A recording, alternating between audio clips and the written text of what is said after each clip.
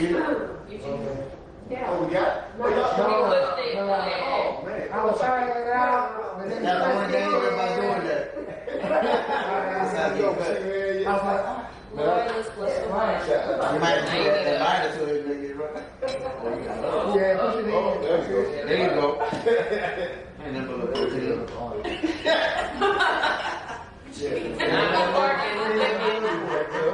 then put a protein. Let me get this right. Protein. That's it.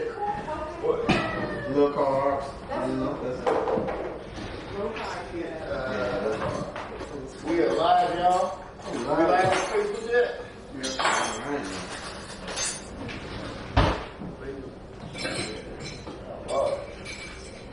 Who page we on? NAACP Facebook. And, IG, we're on my page. We live there on Facebook? Instagram. Yeah. We're live on Facebook. I ask y'all go to y'all platforms and go ahead and share it. If you're on Facebook, if you're on IG, you can go ahead and share it to your story.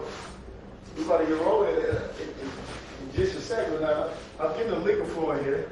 There you go. Yeah. That's So, your creativity. I will explain the rules while I'm pouring y'all some wine. Yeah. I got beer too. I don't know who beer drinkers, who wine drinkers. It's the wine. Alright. You got a beer, alright? Come on the top, y'all can't say that. Hillary, you want to come over here? No, I'm You know what? as long as it's not tequila. Wine and beer, y'all. Give me beer. Oh, I drink tequila. I think two of my children are doing tequila. So I just stopped after that. You want wine? I'm to wine. But that had it where I Every appreciate time I it. see tequila, I'm like, Wine? See, I love Light tequila. glass or the burn?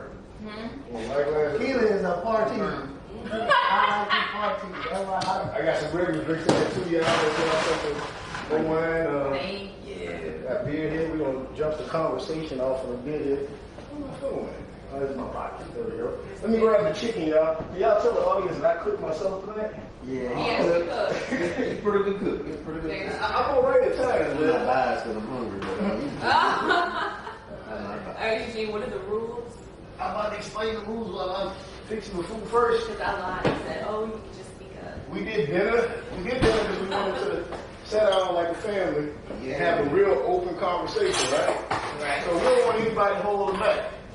I pulled out the liquor because we want an honest conversation. That's honest. Oh, that's perfect. I got it. Very honest. That's perfect. But you don't see me. Sometimes you get a little honest, a lot of times you get a little aggressive. Chicken shake on my page. Understood. You know, Yeah, but I just asked if you have to fight, step out back, come back. Oh, yeah. you said it. We were aggressive. Oh, no. All right, so y'all really dig in. We're gonna get started. So I'm gonna explain the rules while y'all dig in. I'm gonna grab the beer here. You know what? I'm gonna make everyone really. Oh, all right. Since you ain't kidding. Yes. Go ahead and share it to the personal platforms. Oh, yeah. Oh, that's cool. It's on the NAACP page. On my personal page on IG. Man, before we get started, I'd like to thank Mr. Steve Bayer. Come on with the camera. Come on, Steve. That's you in the house. For all of the recording here tonight, so if the video looks cool, that's because Steve is responsible for it. That's right. It's not me. Steve is putting it together. So, well, actually, I go ahead and share it. Sharing is caring. Sharing is caring. That's what it is.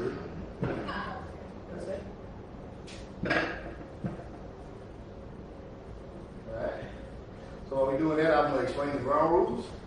We actually, like, we don't really, well, that's funny. What do you eat? Right. And I think everybody got that. Everybody's relaxed here. Yeah. Yeah. Everybody's relaxed.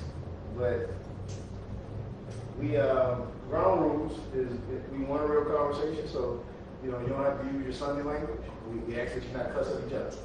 But if it's a part of your vocabulary, you feel like you need those words to really illustrate your point here tonight, that's Can you give an example? That's no, I'm really not about to do that. Not that. To do that, we're not about to do that. But if you know, if you need to get it through, get it through. We want to have a real conversation here tonight, not a fake one, and we want to look at some of the things that came up. And I'm going to first start off with Laura Finish Fixing Food here, with the man that inspired all of this. Right, this whole conversation was inspired by La. And if you don't know La, like La is one of the few people I actually follow on Facebook daily. Like for years, if La posts something, I'm hinging on what he posts, right? And then for a lot of years, especially when I worked for the government, I was like, hey, can I like this? Can I not like it? But La has always came with the real, right? And the thing about the brother I respect is that he starts healthy debate in a way that is provocative, and it offers it offers his opinion in a way that it kind of stimulates the conversation from both sides. So you saw the people coming over there, on this platform saying, "Oh, you're a woman head." But then we know La personally, all La got in his house is girls, right? So I know La just messing with everybody because I know La, right? And his wife can kill him. But so I know La, and he has beautiful baby girls, right? Yeah. But he brings people together in a way that he doesn't mind being the bad guy to facilitate a much needed conversation. And we can say what we want to say, but there is truly a divide between black men and women. And we're going to get dive in tonight about what we think it started, and what causes it, and what's the root cause, or what still perpetuates it, right? But I think there's going to be a varied opinions on that. But this is a much needed conversation that almost has to be had, right? Because we never have a conversation, we never work through it. So that's the basis of why we're here tonight, to talk about that divide between black men and black women. And I know we're going to have some relationship stuff that come up tonight, right? But that divide is deeper than just a relationship. Because when we work with people, right, there's a divide at work between men and women, right? In organizations, there's a divide between men and women. I can tell you, 70% of the NAACP's membership is female. So, most of my members are women, so I'm going to say some stuff that is supportive of women all the time. But it's in the same way, it's I've seen women come and fight these battles that we sometimes fight the NAACP by themselves. So I'm just gonna keep it real. They're there when pretty much nobody else is, and that's just the real of it. But at the same time, I think this is a healthy conversation to start to bridge those gaps. You good? I got her up. All right. So you got Laura fixing the food here. And Laura, I want to introduce for a second, is our co-host here tonight. And me and Laura started, Laura started with radio with me some time ago. So a long time ago now. Now, she started with me, but she actually taught me how to interview people. I often tell people that. I often tell people, Laura taught me how to interview. Because she came on one of my interviews one time and she said, Eugene, you doing all the talking. You guess you said 3 words. And I was like, I looked back at the video, I was like, man, Eugene talked 27 minutes, Guess talked 3 minutes, right? I was like, that's not how you conduct interviews. And I learned that skill from Laura a long time ago, before I had gray hairs, and before Laura was a middle-aged black woman. So this is family here tonight, everybody, right? And we got La, we got our second VP for the NAACP, Miss Yvonne Clanahan. She's a family nurse practitioner, and I say in a spare time. Vice President of the NAACP the rest of the time. Daughter of Mike Clanahan a lot of the time. So, man, we're happy to have her here tonight, and I know she is not going to hold back on her opinions. I'm wondering why she said bye loud. We got Mr. Charles Carlos Jones Jr. in the house tonight. It's hard out here for a player, huh? Yeah. Now, Charles is going to offer a definite different perspective here tonight. Charles is unapologetic in his beliefs. I'll let him say it. Well, I ain't gonna let him say it. I'm gonna say it. Charles always calls himself an honest misogynist. So, like, please take him to task tonight. If nothing else, nothing sad, get it. But he always admits that there's a problem. The brother is a proud member of the NAACP, brother of Phi Beta Sigma Fraternity Incorporated. Right. I think I'll put it out there too much. Not too much. Former candidate for East Baton Rouge Parish Sheriff, as well as a former law enforcement officer, now member of the NAACP, which is sometimes transition, but transition nonetheless. He used to be the police. He's still act like police sometimes. Then we have Miss Fairman. Miss Fairman is in the house, and she is a first year or second year law student. Second year law student at Southern University, A&M College. She's a transplant here in Baton Rouge. She's from Portland, Oregon. I remember meeting her. I asked her, I was like, what drew you to Baton Rouge? But she is here. We're going to welcome her to the family. And she's going to be doing some work with Ms. McClanahan on community garden. I need to connect y'all here at the table right now. Right. There you go, connection made. And then we have Miss Sateria Tate. Now, Stat is that person that will like hug you, slap you, cuss you, and pray for you at the same time. That's who Sat is. Sat is like she's been that rock. Sat has called me and congratulated me. She's called me and told me when I was wrong, and she called me and told me when I was almost right.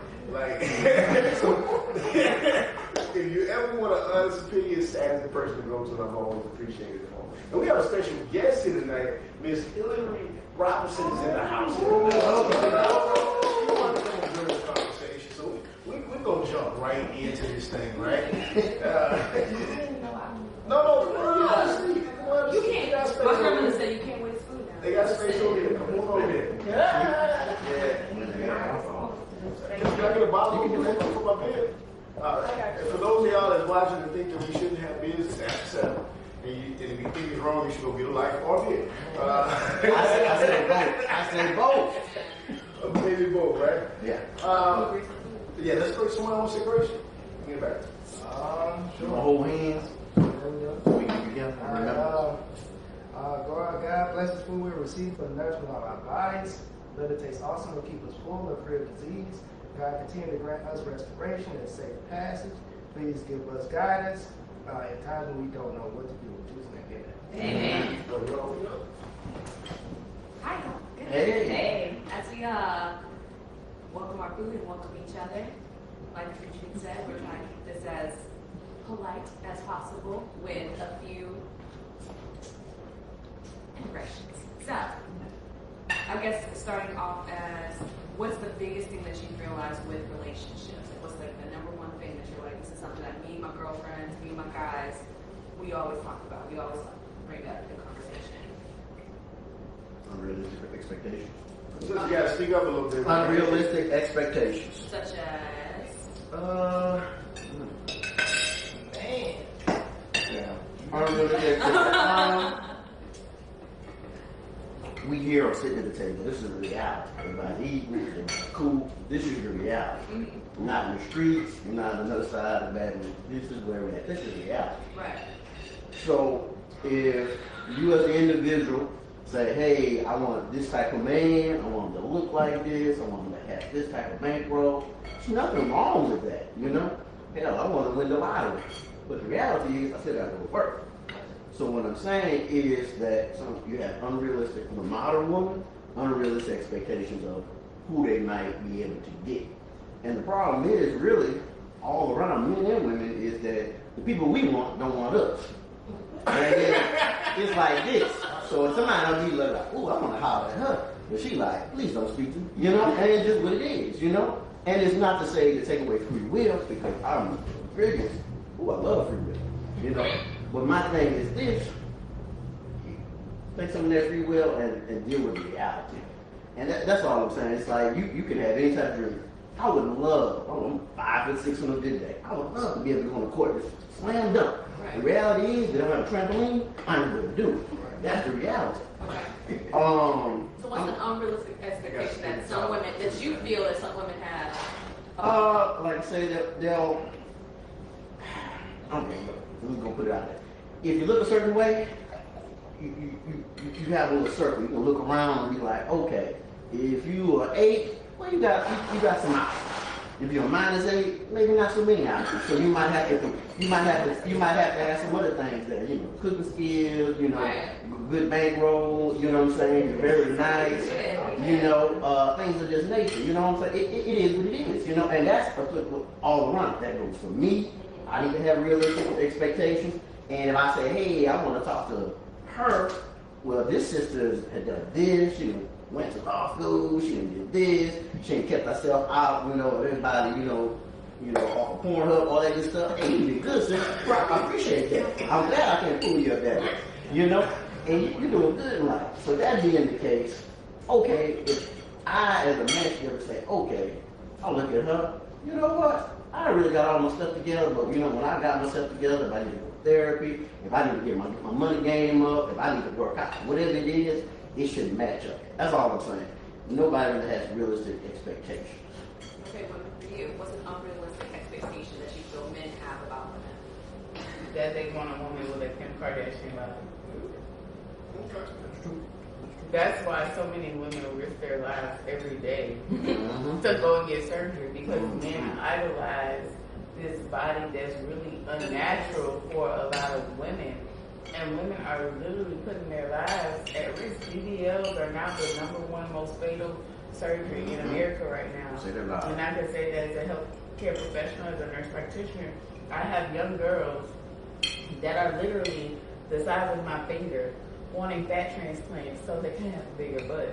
Yeah. But that's because of what social media and what men drive society to believe is beautiful, because men have created the standard of beauty instead of women being able to see it for themselves and assess and have that measurement for themselves of what it is. Yes, I totally disagree. Well, not all men think like that, but majority. Okay, so I've seen some uniquely crafted women.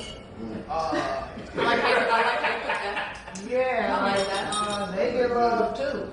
You know what I mean? Like, Yes, but is that 100% of the time? Is that even 50% of the time? I don't think people just Where you have like, a woman that's a fuller form, because I think that's what you're addressing now. I think you're talking about attention, you know, versus like what men really look for, like long-term things. Like that short-term, that's like kitty level. But also long term too, because I've been in Clubhouse. I got out of Clubhouse; it was too much for me. But they used to have like these dating forums in Clubhouse, right? Yeah, there's so many of them. And so these guys were in there talking, and me as a healthcare professional, I'm listening as a woman. Any conversation I listen to as a woman, but I also listen to as a healthcare professional. And these men were on there talking about their must-haves and what they can't deal with, etc. There was so many men on that forum saying, I can't stand when a woman gets pregnant and then her stomach has that mesh look. Like, you need to get back in the gym, you need to snap back, da da da. But that's really what that is like, for some women, it's called like recti or diasti something, but it's with your abdomen, where basically your muscle shrinks and shrivels, and it becomes like stretch, because the muscle right there has basically become weakened due to the stretch of your belly during pregnancy. And so I had to explain this to this group of men, because they were like, no, my girl or this girl, she snapped back like that. Or they're looking at these people, these celebrities on IG like, oh, look at that snapback, Tiana Taylor, this one, that one, etc. And it's like, that's not everyday life. And these are everyday men that were on that forum like, no, you're just not in the gym enough. I don't think men realize just how impactful that is. Like, you guys are saying, no, that's not what we're looking for, but that's what's being broadcast. So that's what we hear, and that's what we're responding to. Right, but like I think the Criterion era kind of started with women. You know, I don't think men had a list of like demands until like after like the no scrubs and bills. Like I don't remember like the big push. That's the era when Aaliyah was here, still like, you know, chicks wasn't half naked. I mean, like, if you look at all the entertainers now, they kind of, I feel like you got a choice, they still get up there half naked and play the game. That's You cute know? that you think that they have a choice though. Right. Well, what do you mean? I think that, Sex sells. Right. here's the thing. But that's the American way though. That goes both sides. You're seeing that as the entry point. No, that's when it became a vocalized thing. Mhm. Because we've been experiencing that not just in the hip hop era, but long before this. Right. You know, whenever, with black women especially, what we have to deal with is that European standard of Right, beauty. right, Which, right. by the way, our men has also accepted as the standard of beauty. I don't think so. I don't hear guys in the locker room talking about like European women. They're not saying that, but they're talking about the blonde hair. No. Let me tell you what I mean by that. If you go back and you look at some of the, let's look at the Michael Jackson videos from the 80s, right? Yeah. These women did not look like an average black woman, but they did have that, that eccentric, what's the word? I talk about that all the time. You know, they had that. So we understand, we see those things. We're not seeing images of ourselves. Right. We're not seeing, I remember when Grace Jones was out there, right? Yeah. And, you know, my uncle, I'll never forget that. He was like, man, she fine as hell. But you know what? That's an ugly woman. But she had all the characteristics of a black woman. So as a little girl hearing that, you know, being darker skinned, you know, having some of the same characteristics myself, it made me question it. And I don't think that when these conversations are being had in a very calm manner, I don't think y'all are realizing that that is impactful. I don't think they realize just how that's instilled in us. So what we're trying to do, we're trying to cater to the men. And then it looks like to you all, oh, that's what y'all want to do. No, that's what you're saying. That's what we're hearing. Like to the defense. Like I just like black people don't even run mainstream media. Now, I always say that. I'm like, You don't. but I'm just talking about black guys because it's like the women say like black women be like black men said this, but I'm like black men don't own any like national syndicated like channels. We have no control over like anything in the media, so we get caught up in that too. And I think that gets swept under the rug. That's kind of always my perspective because I think that black women think like that black men somehow control like the future. And I always ask them to name like 5 black CEOs that hold women down on a high level. Like we don't even have like people at that level to control, like we're being baited too. So it's like, but nobody considers that we're caught up in that and somebody else is pushing a message that we totally don't agree with, but we have no like I would say that you don't agree. Well, I mean, women be at the front rows of the derogatory rappers too now. So it ain't like it's a one way. I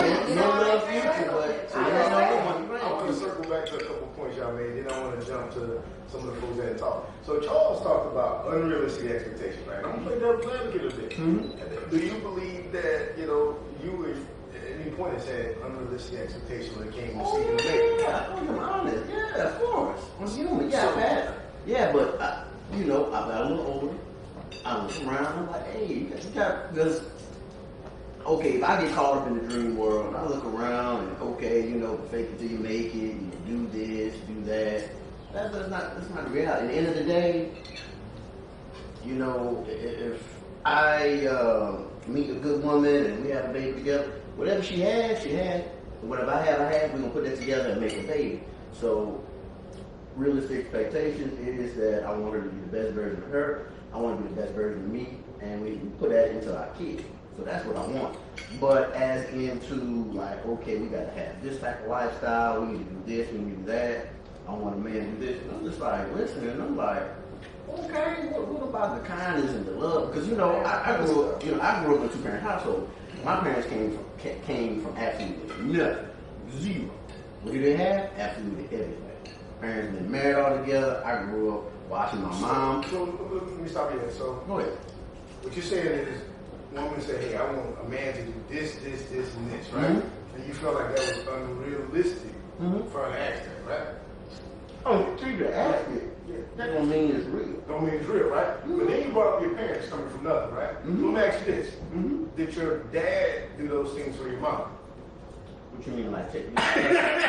Did your dad do those things for your mom? Take care of her? Yeah, same stuff Of you course. asked. So your dad did that stuff for your mom, right? But my mom never had unrealistic expectations.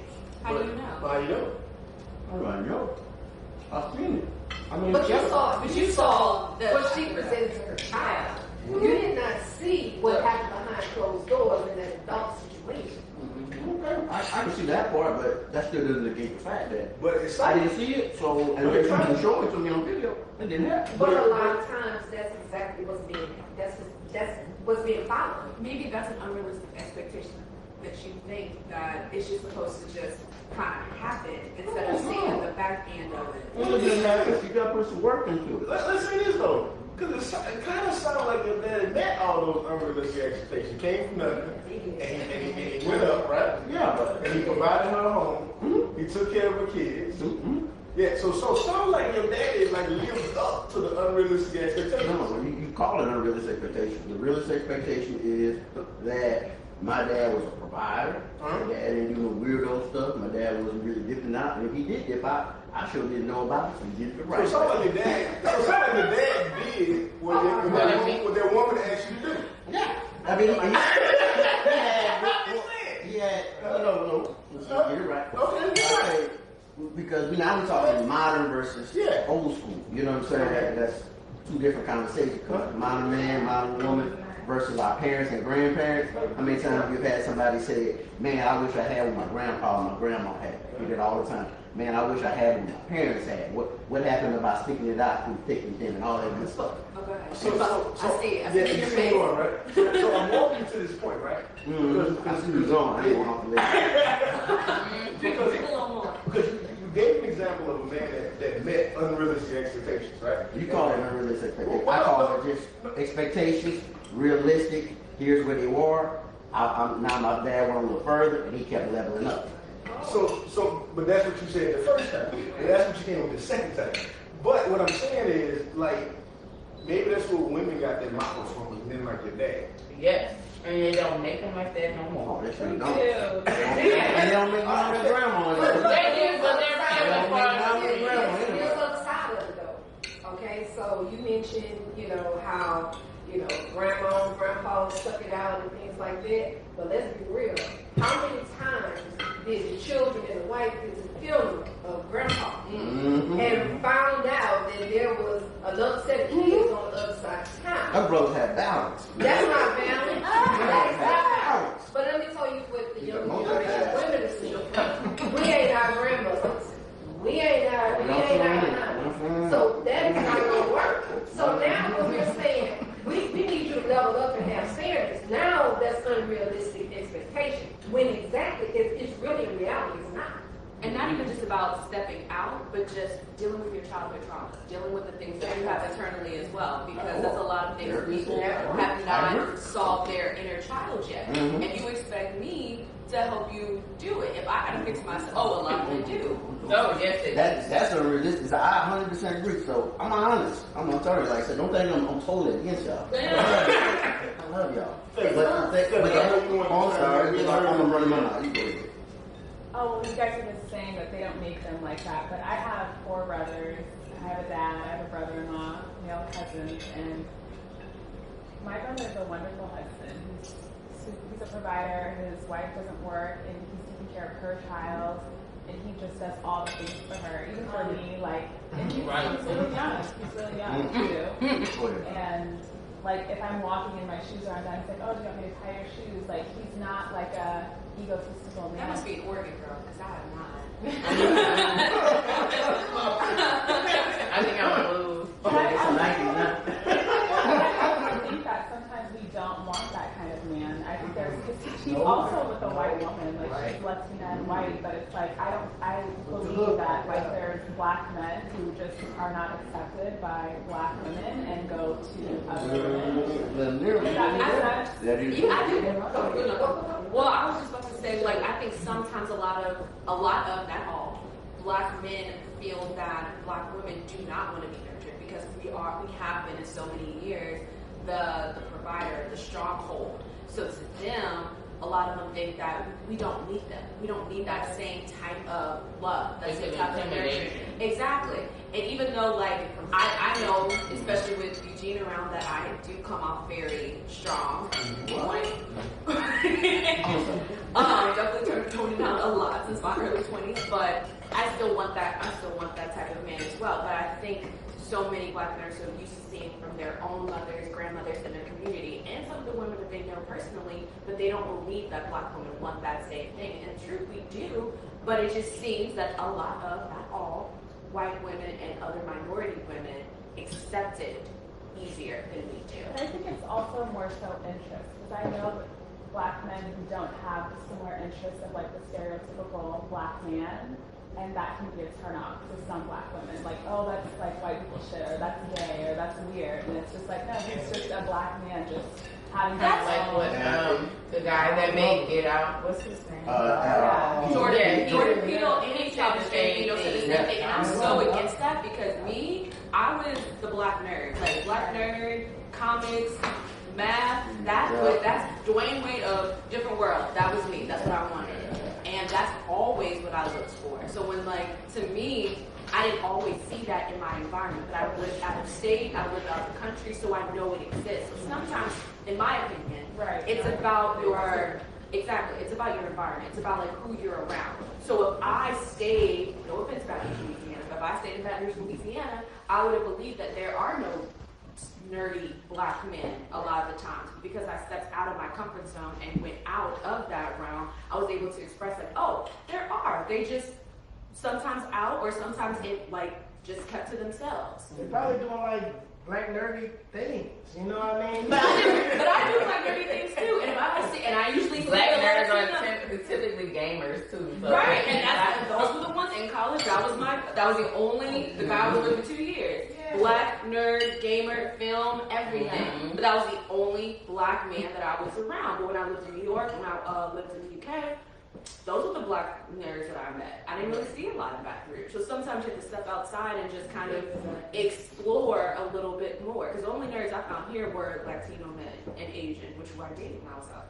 Right. But I think we're quicker to go against, like, saying, like, oh my gosh, if you like white women, you know, instead of, I feel like sometimes as women, because I'm saying this as, like, growing up with men, right, you know, but, like, we're quick to judge Black men and not understand, like, how they got to that point, you know? Very true. We don't need to, like, hold their hand or counsel a grown man on how to be, like, a normal individual, but, like, there's also aspects of them that it's important to understand because they have traumas and they have, like, social issues that they can't freely express the way we can, you know? That's true. But we're not allowed to either, though. Right. To some degree. No, we're not. To some degree. I mean, like, I grew up in a house where... I mean, like, Black women aren't accepting sometimes of exactly what you just said. And it's because the world is showing us that you gotta be strong. We almost take on, you know, a masculine energy just to survive and what's going on around us. And I agree, but I'm saying both of the issues are equally hard, but I think that because they're men, it's just a little bit harder. Like, I hear you. Like, I grew up where, like, don't cry, be strong, don't cry. But when I cry, it would be, the outcome is different from when my brother would cry. It would be a little bit more accepted. That's a beautiful household. That ain't my experience. I'll tell you this, 'cause I got a daughter, right, Malia. And I ain't gonna lie to you. Like, EC3, like, when he does something, I'm like, what? Get out of there. But Malia is more of a comforting type feel. Like, I'm on the other kids, like, explaining to him, I'm just telling him probably go to hell. But there's just kind of, you know, so I can feel that difference with some dads, right? Again, it's proximity, and it's the space, because I know I grew up, I was raised by women. You know, there was no men around when, you know, I was coming up. And I was raised like, hey, look, we ain't got time for no feelings. We got stuff to do. You know, take care of your business. You know, be responsible, do what you got to do. And so that's the person that I grew up to become. And I ended up with boys, and I raised my boys the exact same way, because that's how I learned how to survive. I'm grown. I'm damn near 50 now. I'm learning how to tap into that stuff. You see what I'm saying? And it hasn't been easy. And like I didn't have time to stump my toe and sit there and cry over it. I just had to keep it moving. And I think that's the experience of a lot of black women, especially in single parent homes. Because one thing I do know is, and this is true, it's different for men that's in the house.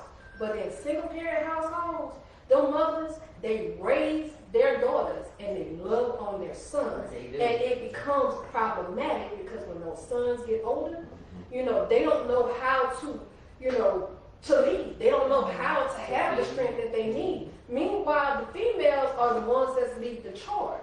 So we got to be honest in our communities when we start looking at the dynamics, because that's where they're coming from.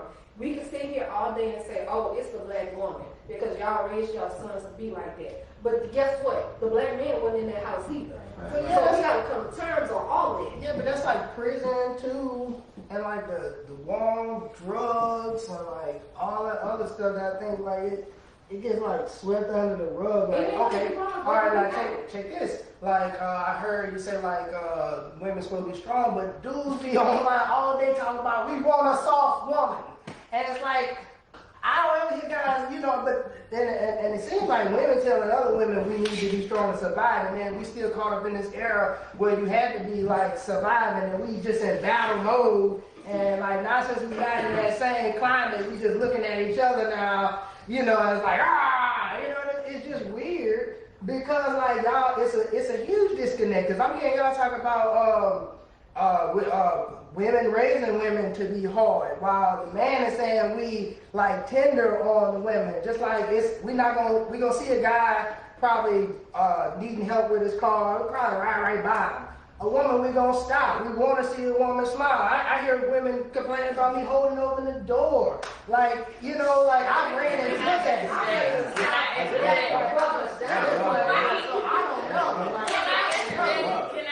don't know what's expected. I'm confused. Well, let's always indicate that there's a difference between women and girls, just like the difference between men and women. So when you say women are the ones that are going to be okay with you open the door. You say girls, they're going to be the ones that's like, oh, what you doing now? But I really They haven't grown yet. They haven't same with men. So when we say men and women, those are the ones who we But it's hard to like, it's not like you got glasses and we could just, you know, and know that they're childish or not. You know what I mean? But it's also not the thing to just take that away from every woman because of the one experience that you have with the one girl per se that says this is not cool. But that's also the thing that I was going to bring up was the Carrie Houston tweet. Did y'all see that when she was like, every woman, no woman just wants to walk around bearing the weight of the world. No woman just wants to be this strong person all the time that can take every hit from every angle. Every woman wants to be soft. Every woman wants to be loved and cared for and protected and to feel safe. Oh, that's no. my Some of y'all like to be thugging. no.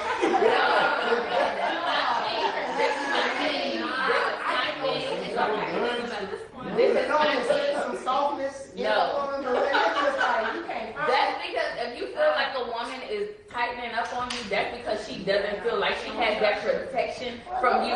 She does not trust you to lead her. She does not trust you to protect her, guide her, comfort her. And exactly, this is based on your own. I'm talking about if we can't just have basic human interaction without like getting tense. Like I'm fully taken, not even looking interested, and like. If we gotta decipher and break down all that before we can get past the hello, You just like, let that go. I mean, if you come in contact, but that's the norm though. Well, I'm just that's been quite We're frequent. going to transition to that's just question number one, right? oh, yeah. Number two is in there. Yeah, it's number two is in this own. But Hillary, you had something you wanted to jump in I on was that just before we about to transition. say, you know, I feel like it's the man's job to make us soft, and that's what you Exactly. want. I feel like if you have 4 daughters, you're not going to allow your daughter to accept the bare minimum. You're going to teach her to be tough on the men.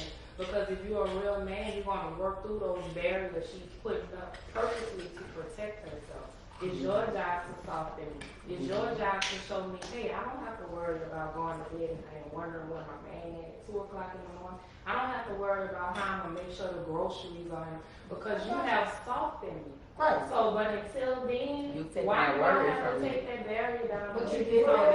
No, I can bring you to the gym, but you got to practice. You still got to put in the reps. Follow You through. know, you still got to do. What are the reps for something that you're supposed to do as a man? Well, I mean, of course we know that. I mean, they got a whole list of stuff we're supposed to do as a guy.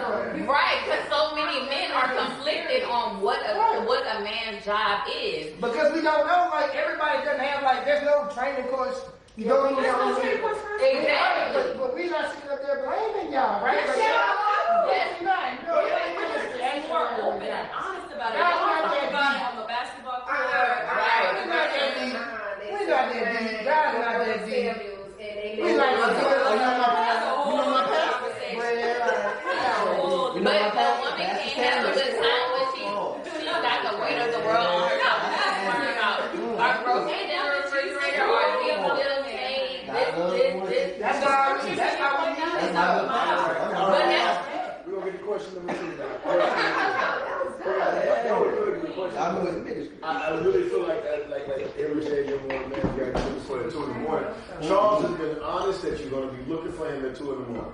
Oh yeah. I'm conducting business. why are you conducting business at Hey, somewhere in the world, the sun is up. I'm sorry. But it ain't no good To the whole To the married woman, the lights are on. do you look for your man at 2 o'clock in the morning? No. I've been married 25 years, but But I think that you shouldn't choose him. If you are worried about looking at somebody in the morning, like I know in advance, like I would never do it. Right. A lot of people. That's true. I think a lot of people. That's choice. It's different choice. A lot of people, unfortunately, are like, oh, I hate. They don't know the difference between. Well, that is very true. But at the same time, just because that woman allowed you to do 2 o'clock in the morning, that's another thing. Sometimes they hide that. They're like, they're all nice, cool, everything. I understand that's the honeymoon phase. Right. I understand it's the honeymoon phase at first, but if you didn't show this same behavior 3, 4, 5 months ago, I expect the exact same thing. So if you were chill, good, and I have to worry about you at 2 o'clock in the morning, and now all of a sudden, bam, I'm like, change behavior. As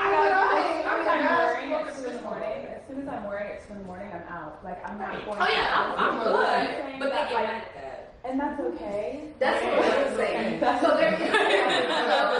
All right, y'all. We got to get to the second question. Charles, That was the Charles brought us question. back to that conversation. No, that's not the same question. That was just me cracking a joke about Charles. I'm gonna wrap up question number 1. No, like, and what Feather said, I think, in my opinion, she brings up a great point. Like, and I'm just gonna tell you, sometimes we need to set standards and stick to them, right? And don't back up off of those. I'll tell you, as a dude, if you let us stay out to 1, we're gonna try 2. Oh yeah. If you let us stay out to 2, we're gonna push for 3. And if you don't came with 3, hey, I'm gonna try to see if I can come on tomorrow. That's the reality, right? And a point that I made, about dribbling the reps, and I don't know about that necessarily you to practice analogy, but I will say this, like sometimes you gotta put things into practice, right? And do it over and over again. Like, I'm not going out at 2 in the morning and my girl at home doing tricks, like, or just got it there for me. Like, then what else are we talking about? Well, That's the practice. Like, I'm on D-Way. If your woman is working, I'm on D-Way.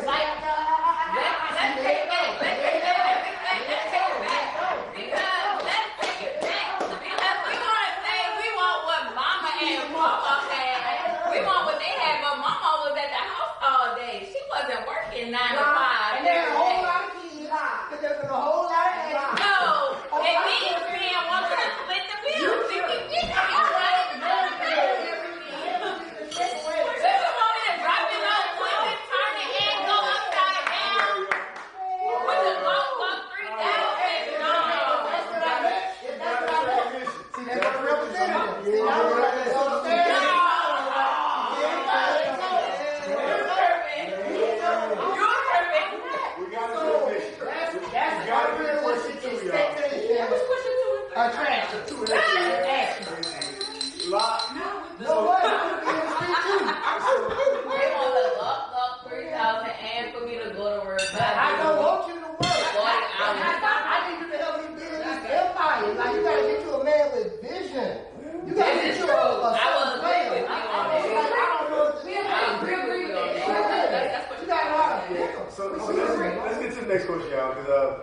I'm gonna tell you, not to wrap that door and get back on it, but La said for camera, in case y'all missed it, if y'all at home doing tricks, you ain't gotta worry about your man being like, so Not true, but okay. You can pull all the tricks and they still know what they want to do. Question number two, y'all. Question number two. I don't know. And that's just breed. This is some. Equals a man. Question number two. And I'm gonna bring this up, right? I'm gonna bring this up, right? Number two. I was talking to somebody earlier, right? And there was a few things that came out of this conversation I thought were repeating, right? And she said, during slavery, we got raped. And y'all listened. And y'all be here through the windows. And, it's not that y'all would have died, but some of y'all should have died, right?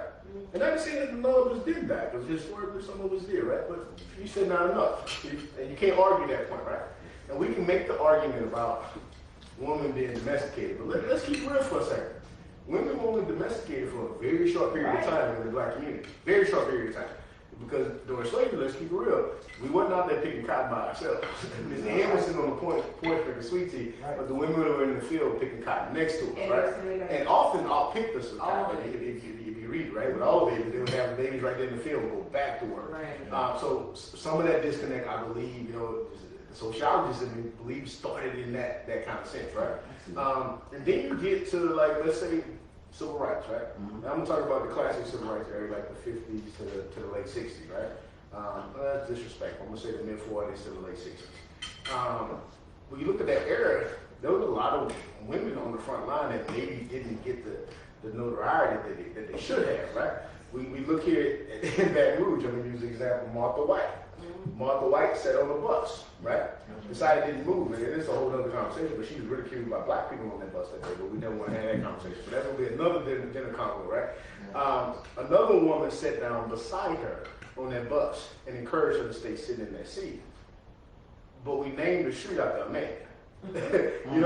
like that's number one. And when we look at Rosa Parks, hold on, y'all. We look at Rosa Parks. We look at who got the attention around that issue. And then we start to look at like some of the movements in the 80s and even in the 90s and some of the women that were on the forefront of activism, right? And then we start to look in recent years. We forget about Sandra Bland. Let's just say we do. Breonna Taylor got murdered. And we had questions. But when young men died, we marched automatically before we even see the full video. But when it kind of seems like when sisters die at the hands, of officers or anybody within that system, sometimes we don't react as fast. Sometimes the outrage isn't strong enough. And I'm gonna say that as somebody that's worked for both, right? So I can say it. Sometimes it's not that. And then, I've marched with women who have blocked streets and set the middle of the street for men. And I've seen that.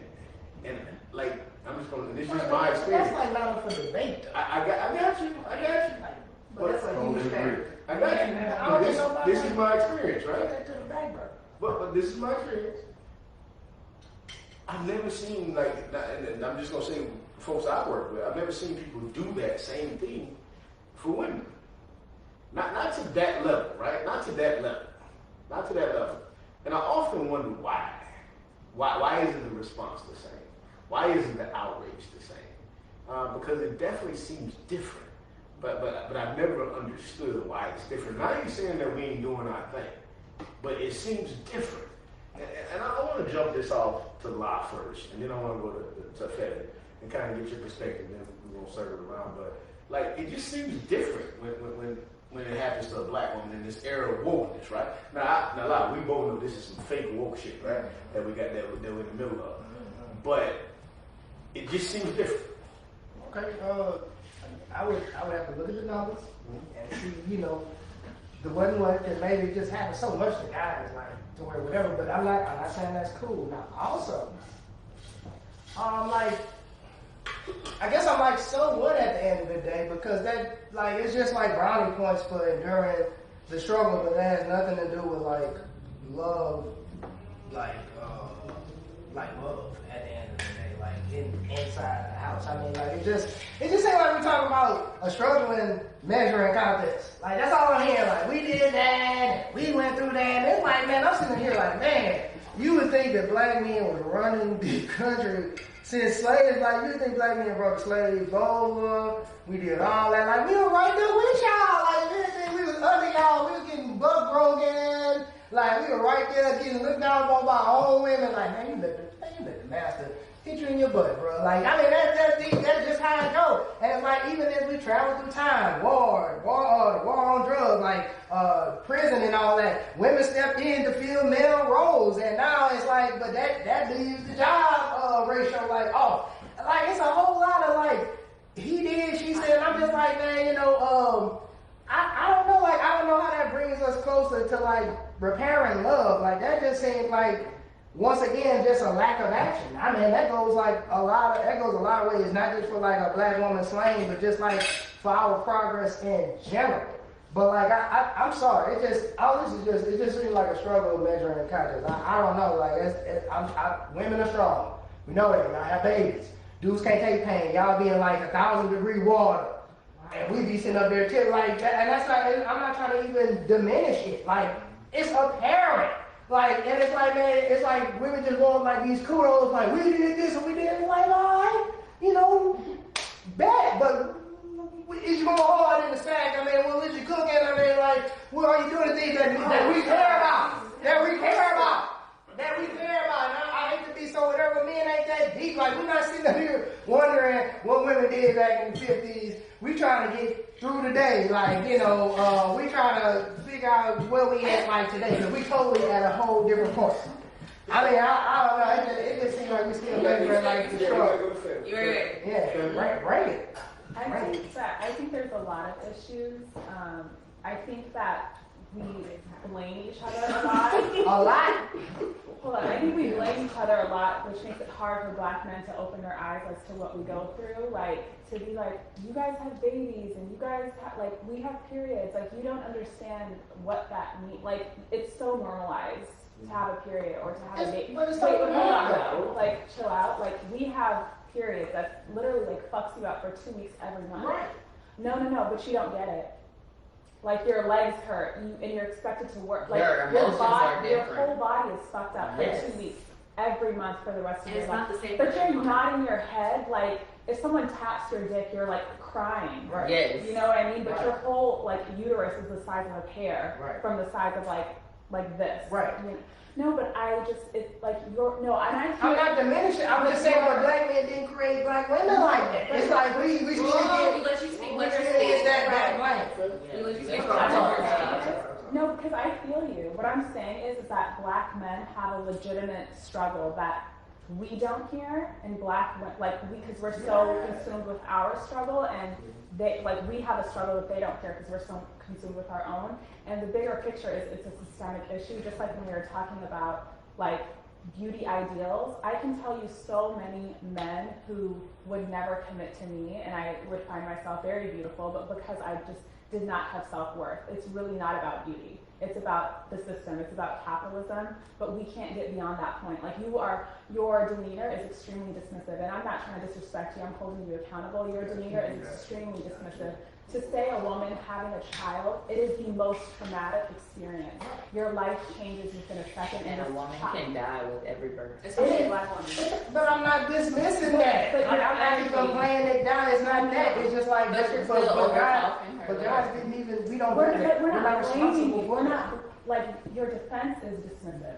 No, it's not. It's like, but we can't do anything about it. Wait. But just like how we allowed, like, you saw all of our faces and we allowed you to speak. So let her speak. We didn't say a What word. I'm saying is that I feel everything you're saying. Like I said, I have brothers, but I'm also a black woman. I have brothers, 4 brothers, and they're very different. And I have 3 nephews. They're very different. So my heart is so with black men. It's so with their trauma and their experiences, but it's also with black women. And we have you can't compare the two. It's equally hard in very different ways. But when my brothers and my nephews talk about what they're going through, like, I'm not saying, okay, like, you can't cry, you can cry. No, I'm saying, like, I want you to cry. Like, you're not a bitch. You're not weak. You're not gay. Even if you are gay, you're still strong and gay. Like, whatever. Right. You know? So what I'm telling you is if a woman is talking to you about having a baby or having a period, like, you can just be quiet. Well, that wasn't even like the topic. All I'm saying is like the strength is inherent. I'm saying like I witnessed my mom do like amazing things. I witnessed my fiance do amazing things. We just got out of C-section. And I know I was in there terrified with her, but I knew that she was crying because there was like like she's had all the other babies naturally, now C-section, life and death, but I'm in there too, And I think you the know? difference comes from just being a good man who supports That's women. it. Like, that's all I'm saying. But you are, right, no, but I'm saying I'm sure it's exhausting to be like, say we were good women, like, and people were coming at us like, no, women are hoes and women, it's like, that's not me. And I think that's where your energy is coming from, but you also have to understand that that's not our experience, isn't always with men like you. So your response is offensive. Right. Well, I don't know. I'm not saying. I don't mean I apologize. I might have misworded it, There you go. but I still. Let's see, that be the problem. That's all it is.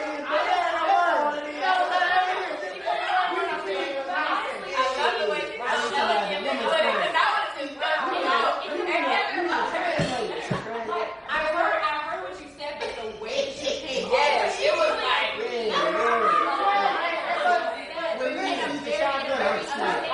but the fact that, like I said, you saw all of our faces. Yeah, We allowed you to have your space. When you contradicted what she said, instead of just thinking, you allowed it to override what she was saying. That's And that's all the kind of doing that. respect.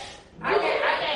Sometimes we gotta sit and listen and fully comprehend what a person is telling us before we just go to. Let me tell you my opinion. Okay. Let me listen to their active listening before you give a response. Like listen and then give the response, but you didn't have time to answer. I'm coming from a back, just like Eugene said. Right? I don't think it's like I heard it. Y'all just wanted me to be.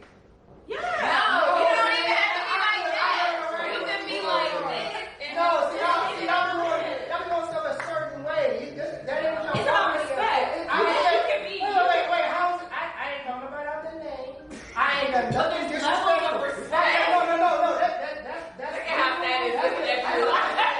No, you didn't call her out her name. You didn't call her a bitch or anything. But your energy was just like, oh, I hear you, but I'm gonna override what It you're wasn't saying. even the whole ride because my initial premise was just that it's a struggle measuring contest. What you said, I understood. And she totally backed me up, but she was just saying about You what I didn't even said. listen to her all the way to know I that she was heard, backing but you up. I knew she said. That's why I kept saying right. But we didn't need your audience. It's like a common feeling that black We didn't need men the audience. feel. We could have just had you just sit right there. But see, y'all telling me what to do. See, that's the disconnect. Let her I'm a whole finish. man out here. Let Y'all her telling me finish. how Let her to finish.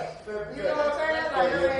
That's gonna turn No, everybody. I was just gonna say that that's like a common feeling for black men is that like they feel confined in the ways that they can express themselves. And I by no means is telling you that you can't express yourself freely, but I'm saying the way that oftentimes women receive the way that you were just now expressing yourself is dismissive. Because if you were to tell me like, I don't even know what men are constantly criticized for. Like, say you wanted to be a stay-at-home dad or something like that.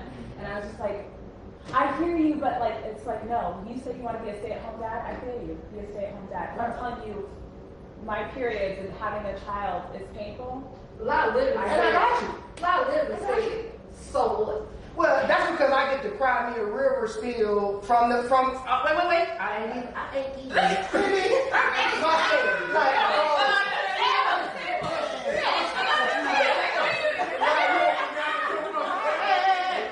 what I come here for.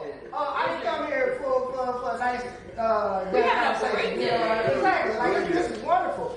But all I'm saying is, you go look on my post in the great. I break down a peaceful guy. In the great world of Latifah Hills, cry me a river. Like after the eloquent statement, blah, blah, blah, cry me a river. And that's just kind of how I be feeling. Because it's like, women don't want to hear that. Like, you don't want to hear like what we going through. Like niggas be wanting to, they want results. You know, like they want to, understand a little bit better our broken education and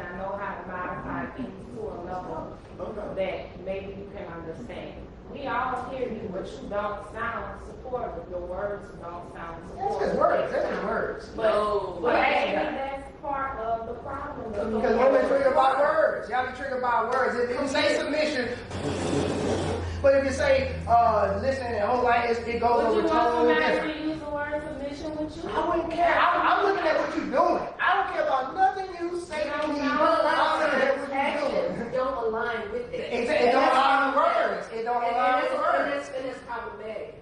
But the thing about this interaction that we're having right now is it sounds like this is being consumed in a competitive vein. It's been It's not. That's It's what we're not. talking It's about. not. It It's not. is. 'Cause Let me we tell talking you about why what it's everybody's not. doing. Let me tell you why Everybody's it's done. not. Let me tell you why it's not.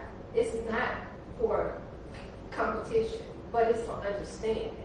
Because that understanding has to be had in order for you to build that foundation and build from that. You can't come into the situation and have just your perspective and not consider your partner's perspective and think that things are going to work. Because it's not. But I totally don't operate like that. I've never once suggested anybody operate like that. I just talked about what we're still fussing over that doesn't help us move forward. It's not that we're fussing. Yes, it is. We're giving them perspective. Yes, and see, it's words, but that ain't word line. And we got, let me tell you something, as black people, I'm not going to say as black men, as black women, as black people, we got to walk away from that words don't matter stuff. I mean, because words matter. It's called communication. I know they matter because they trigger. I'm telling you, I see a word, my fiance triggered by it. And I get it. But wait. I don't continue to use it. We talking right now. I'm talking to y'all honestly. I got 5 women. I raise them very well. You can see them, they're beautiful. I go the hardest. I'm father of the year. I pull it up. Look, we can bet on it. Like, we can do a dad run. I'm going to win it. Cook, But see, clean. you I'm just saying. But I'm talking about this in terms of how hard I go because I take my job as a father seriously. And I believe you, but you just did a Right, but competition. that's because I have a daughter that has a cycle. You know, I have to go buy tampons. Right. Like, I totally go, I go through what do you need? A good dad without being like, oh, tell me a better dad than you. Like, I'm just saying that I take my job seriously and I take it to that level and I'm very supportive. I got 5 women Right, and you like, can. that I gotta get to the top. I tell my daughters, I'm not your friend, I'm gonna get you to the top. that's cool. So let me interject here. I want to transition, but in the same vein, a different way of conversation. Because we brought up like the historical aspects of like what happened with me. And like you bring up a great point. We don't always look at what happened in the 50s. We don't always look at what happened in the 60s. We always look at what happened yesterday. It's about tomorrow, right? Yeah. But I truly believe that some of those factors still guide our thoughts, still guide our practice today because we're socialized in a certain way to believe what we believe, think what we think, and all that stuff, right? So those things still affect us whether we believe it or not, right? And so we have to understand the history somewhat to understand the frustration, right? And I think sometimes we don't put enough into that, which you kind of said. That's all I've been saying. It's like it's an intentional divide. But then, like, so I think what the ladies are saying, like, it was kind of how you said it. It's always so easy. But that's what they said about Kevin saying. It's the delivery, and they want to get in people's But that's rainbows. That's just as But important as that's not important because the guy that tell you. It is because, okay, for example, like you agreed to do this dinner, correct? So that means you told Eugene. Eugene made a flyer. Right. So if you had said that you're doing it, your word means I'm gonna do it, which means I'm gonna put your name on it, I'm gonna advertise it, I'm gonna put you on the flyer and everything, and then your actions support your word. And you came and you're here. So it's the exact same thing. We're saying if you're going to say something, just match it with your action. Your word, if you don't have anything else. But you can't tell me what to say. You can't tell me how to say it. That's all I'm saying. No, it's just about just like how I said earlier. Like I know I come off very strong. Before my You don't come off strong to me. I don't know what that means. for you. But I've been told that You know what you want. You're assertive. Like, I am, but sometimes my delivery was very aggressive. Like strong, when I talk strong, I'm talking about just toe up, like ready like Okay,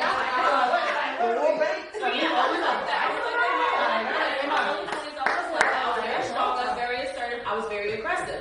And now at 30, I'm like, I had to tone down a little bit. I have to do a different delivery and everything. I still feel the way that I feel, but I have learned, and I'm in communications, I'm a journalist, I have to learn how to present myself in a different way. I'm still saying the exact same thing, but I'm making sure that you understand me, like we all come from different parts. So I just want to make sure that my word and the way that my actions intertwine go together. So Laura ain't lying, right? Because I remember, like, this was some time ago. Oh, no. Let me say it. First of all, I was told, because I was very strong and aggressive, I ain't gonna marry nobody. Nobody wants me. I'm not gonna make it in life. And that, they need to go talk to my mom and my dad because they did a effed up job on me. Continue. I've heard this. So, Yeah, from his friends. Go ahead. it's not the mom. Well, one was not your friend, but one was. Girls say some terrible things too. So Laura, what? Oh, I love that episode. Thank you. So a long time ago, before I knew better, I coined the term whatnot. You know, it was debatable for a little while. I don't even know if you want to explain to people what a whatnot is. But we had this radio show about whatnots, and whatnots. I don't know if you remember. I know you remember because you like from old school families.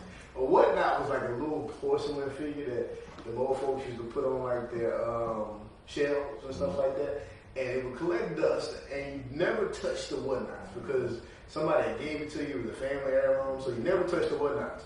But when people came around, or when you wanted the whatnot, you had to take it, dust it off, Right. and put it on the table. And then when you were done with the whatnot, you put it back on the shelf. So like we had termed some people that were in my life at that time whatnots, mainly her. But that was some time ago. But I remember after that show, because I offended like half of the women in that room in that show, right? After the show, Laura came in there with a list of rules, right? And I'm like, well, maybe, I don't know, 26 at the time, 26, 27. And Laura came in there with a list of rules.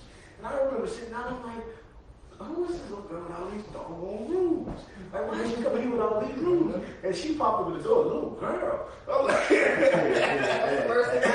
little girl. Right. So, and I remember she read me all of my rights that day sitting on the mic, right? And I didn't even realize the mic was on. So somebody called in, like when the show started, boy, she told you. I didn't realize it, right?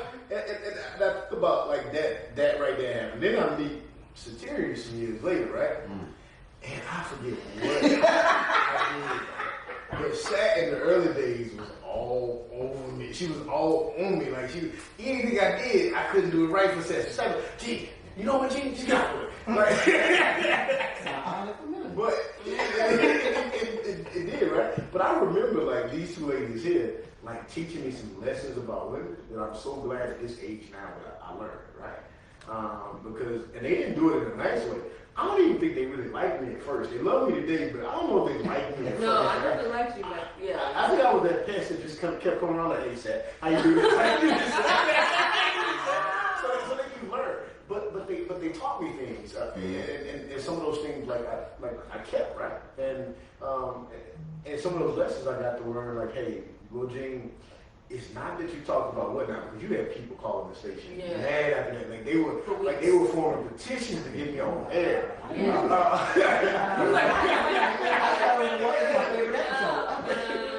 And it's because of what you did. It was no favorite episode ever, but it was nobody else's favorite episode. Like it was nobody else. But I learned that it wasn't that. Hey, it wasn't that wasn't how things was happening. That it was just offensive to say. Like it was like one of those times. Like I think you said earlier, Fallon, shut up. Like and I learned that sometimes there's issues that we don't understand that y'all go through. Sometimes the best thing to do is just ask, like, hey, why is that so hard? Or why does that make you feel that way? So we can get a better understanding and start to break down some of those barriers and walls. Right. Or at least just understand our position, because at the time I was 20, 21, and I was the only woman at that station. And I was there by myself. Sometimes, because your show was sometimes go until 8, 9 o'clock at night, and I'm on Government Street by myself. Locking the door, and I did have a situation where someone did assault me, and I did have to kick him out. And he's like 6'6", so that was the grace of God that I got out of that. But it was just, I had to, once again, when we talked about from the first question about being assertive and being strong, because nobody was going to help me. I couldn't call Eugene, who became my big brother, and be like, yo, this guy's doing this to me. Can you come, as busy as he is and was back then? So sometimes it's like, y'all don't understand the position that we have, that we're coming from, that we have to arm ourselves. And see, I'm glad like I stopped and listened, but I'm gonna keep it real with you. I had some strong female mentors in my life that kind of brought me along this way, right? I remember growing up, we had Reverend Mary Moody, who was directing church. She told you how it was. My professional career, we had Miss Shirley Lolis, who was going to tell you how it was, not only, and did tell you she loved you, and she'd fight you too. She let you know all that in the same sentence, right? It was real love. And then there was Jackie Bickham, who was like just tough and like, well, Eugene, hey, it's one thing to be good, but it's another thing to be the best, right? And then I met these two ladies, her radio, her activism, who stopped me for a second and said, hey, that's not the way you say that. Like, Eugene, maybe you shouldn't do a show called Whatnots when half of your listeners are women. I think at that point it was like 70%, like, really down. But, it was, I'm glad I stopped and listened. Because I think about, the older man I am now, it's like, I don't stop and listen at 26, 27.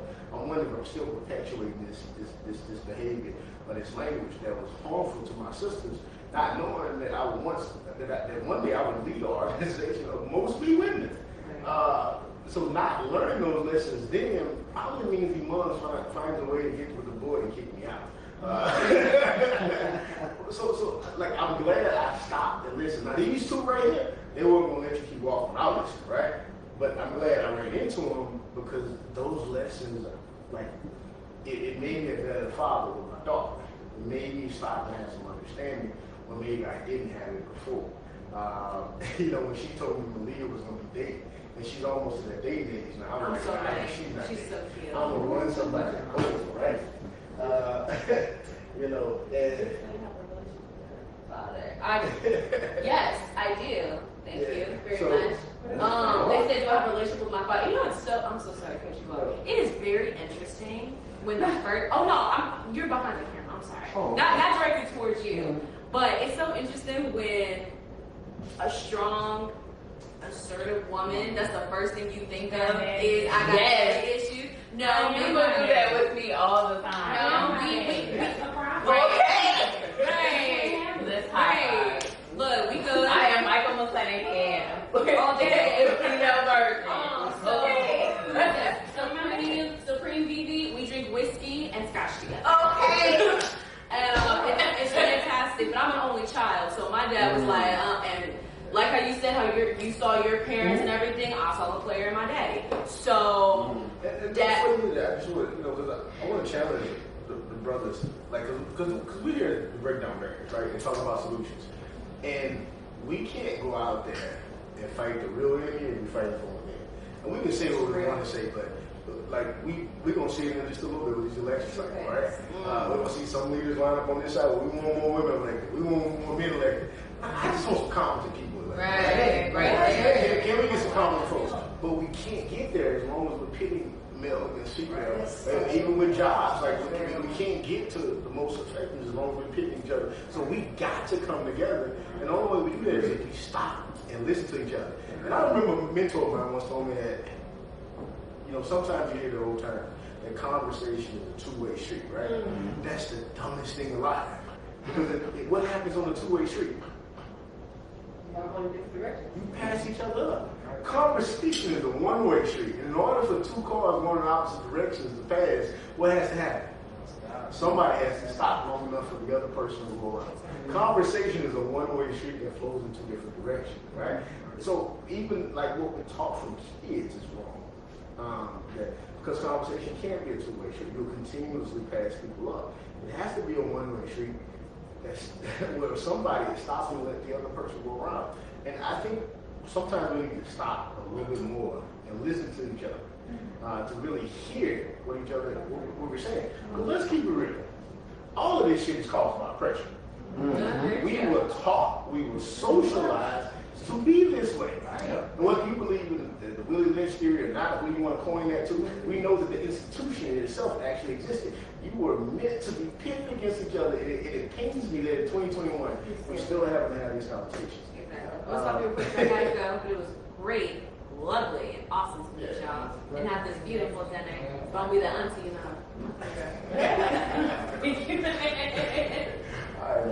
All right, so, just kind of transition the conversation. We're down now like the last 20 minutes. What can we do? Like, how do we stop and hear each other out? How do we involve live perspective? Well, we agree or not, but we can stop and hear. And family's perspective, whether we agree or not, we can stop and hear Hillary's perspective.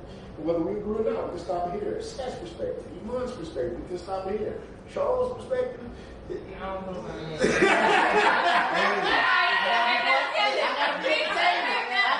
represent my people. I want to be heard. I really feel like we're not going to push forward until we can pass it. Because look, the NAACP here in Baton Rouge, the NAACP Baton Rouge branch, one of the most historic branches in this nation, right? We have done some things recent, historically, that very few branches across this country did. But we have never had an elected female president. We had one that filled in for a short time in the interim. Because I think the president stepped down, vice president steps in, right? But we've never had an elected female president. One goal of mine is when I leave this post is to see an elected female replacement. And that's and when I say that, guys are like, that's what I want. I want a woman to replace me. I want to be a part of that history. I want a woman to beat me one day, the president of the NAACP. I want that to happen because it needs to happen in order for us to really come together and fight this enemy collectively. And that should be the only thing that matters. And if we're going to get there, it's going to be because we stop and listen to each other. And that's just kind of like my thought. Like, how do we stop and listen to each other? Agree to disagree when we have to. Because we will always agree. I love him, but me and Lana always agree. When I call Lana, sometimes we agree, sometimes we don't. but we'll call each other and then say, well, man, Gene, this is what I say. A lot, hey, we hear each other's perspective because there's a common respect for what he does and for what I do. Like, how do we develop that common respect for each other when we can hear each other? Might not agree. So I think there's a couple of things. I think you guys are really great to have at this table because you guys are so different.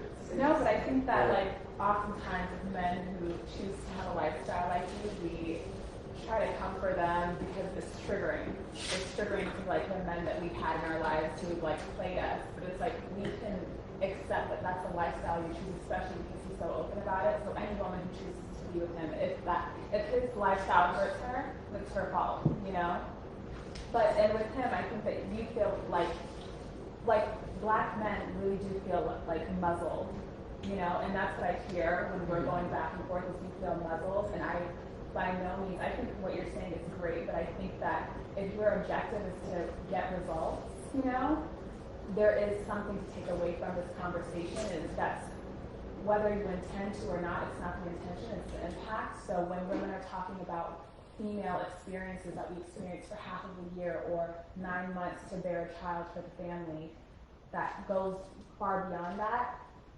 The response and the body language doesn't have to be so exaggerated, because we receive that as disrespect. We're not saying, I understand you're you can't tell me how to talk, and I get that, but if you want different responses from people and to gain results and to bridge a gap, there needs to be something there. Like you said, the work in the court, you have to also do that work. All I really is with love things. It's because I have that. So it's crazy. I'm totally out the loop in this whole dating jungle, whatever's going on. I got so much fire. But my message on Facebook, I just started posing all these questions where are men supposed to find this basis of love? We got ill treatment too. It's women keep saying they want men to lead. Well, when did we go to leadership school? What does that mean? What do you mean by lead? Women have different definitions of stuff. We're not gonna sit here and act like women are on the same page, on the same things, ask for the same demands. No, it's a wide spectrum. So I'm sitting up here like, what do? Like, we not gonna communicate about the root cause. We just gonna keep on talking about who did what, who's going through what. And I'm like, I totally acknowledge it. Like, I go hard behind my people like all the time. I put my everything at risk to speak, you know, the truth and at least advance these conversations. But at the end of the day, like, even when we leave it, we still at just, you know, who did what, we come to no solution. Yeah, we need to listen, like, but, like, that's, like, people, you got people not trying to hear that, like, I just feel like we still ain't went anywhere. Like, That's the first step. Yeah. We've been here, though. Like, we've No, been we're at this not point there for... because we can't get to a common place where we can actually hear each other. Right. Until we can get there, we ain't get nowhere. But we have all these rules of engagement. And that's crazy because, like, everybody does not understand the rules of engagement. You get what I'm saying? Like, everybody does not know trigger words or know how to express themselves or articulate themselves properly. But like, are they willing to receive that? of course, but it doesn't, y'all can't tell people when they're receiving it or not. Like, I hear everything y'all been saying, but for some reason it has to look a certain way, and that's just not how people operate. It's not that it has to look a certain way. Because here's the thing, if I say something to you that's offensive, you're going to respond and you're going to hear that offensiveness. And you're going to respond accordingly, and vice versa. Right, but if I get offended, I'm gonna get the cry me a river, or I'm emotional, or I'm angry. Like, look, you see? When we talk about dismissive, see, it's a double standard. And I don't be tripping, but that's why I hit you with the cry me a river, because it's always gonna come down to cry me a river. So let me say this, and they started reading the IG. Yeah, we were reading say sorry. Let me say this, because I'm gonna think this, like, I'm gonna say this, right? Like, let's be transparent. Like, we have sit here and heard perspectives that probably we wouldn't even listen to in a normal setting, right? So there's some there's some good that come out of that, right? And I think it's from both sides, right? It's from both sides. I mean, and Sam, you brought up a great point about Charles. Like, Charles is very open about his lifestyle, very open. So, like, and I often tell Charles, like Charles my boy, right? That's my friend, but we've had these conversations millions of times before. I'd be like, Charles. But see what you know with Charles, and I'm gonna But there's a lot of women that's okay with it. But I'm gonna play. I'm not saying nothing crazy that trigger y'all. I'm not saying hate, but I mean, that's why I would came out here and been a perfect gentleman. And like, oh, I really like that guy. Wow, he's really in for the women. But I come out here and give y'all an honest little perspective. So let me add this point. I want to talk about Charles, because Charles is very honest about his lifestyle. And like, I've never known the man to lie. Like, anybody he meets, he tells them, like, hey, I'm gonna date you, but I'm probably gonna date other people. Like, he always says that, right? He always says that. Not I ain't gonna lie. Like, when people have other expectations of him, I'm often wondering, well, how? he's so straight up. But that's on him. So You can't go into the situation thinking, oh, I'm gonna change this brother. No, that's who he is. He's already telling you what you got. That's on you. But folks do, right? And I wonder, like, in that particular situation, like, how can clarity be brought when somebody's telling you, like, hey, like, day one, hey, even if you are my girlfriend, I'm probably gonna cheat on you, right? Like, and that leaves hard feelings. So is the onus on Charles to change? No. Or is the onus on the individual to see?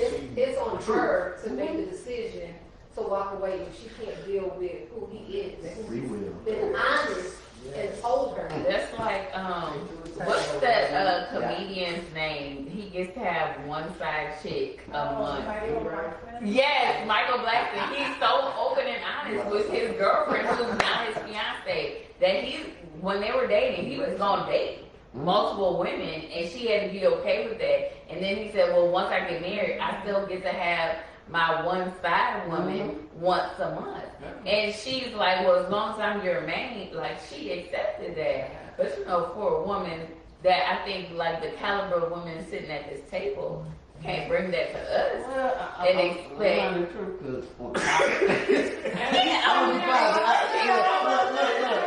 Doctors, nurse practitioners, Lord, I never think about it. No sorrows, all of us are AIDS. I'm not just talking about professional. Yeah, I think I'm talking about mentality. much money you make, etc. Blah, blah, blah. I'm just saying, like, the mentality of a woman.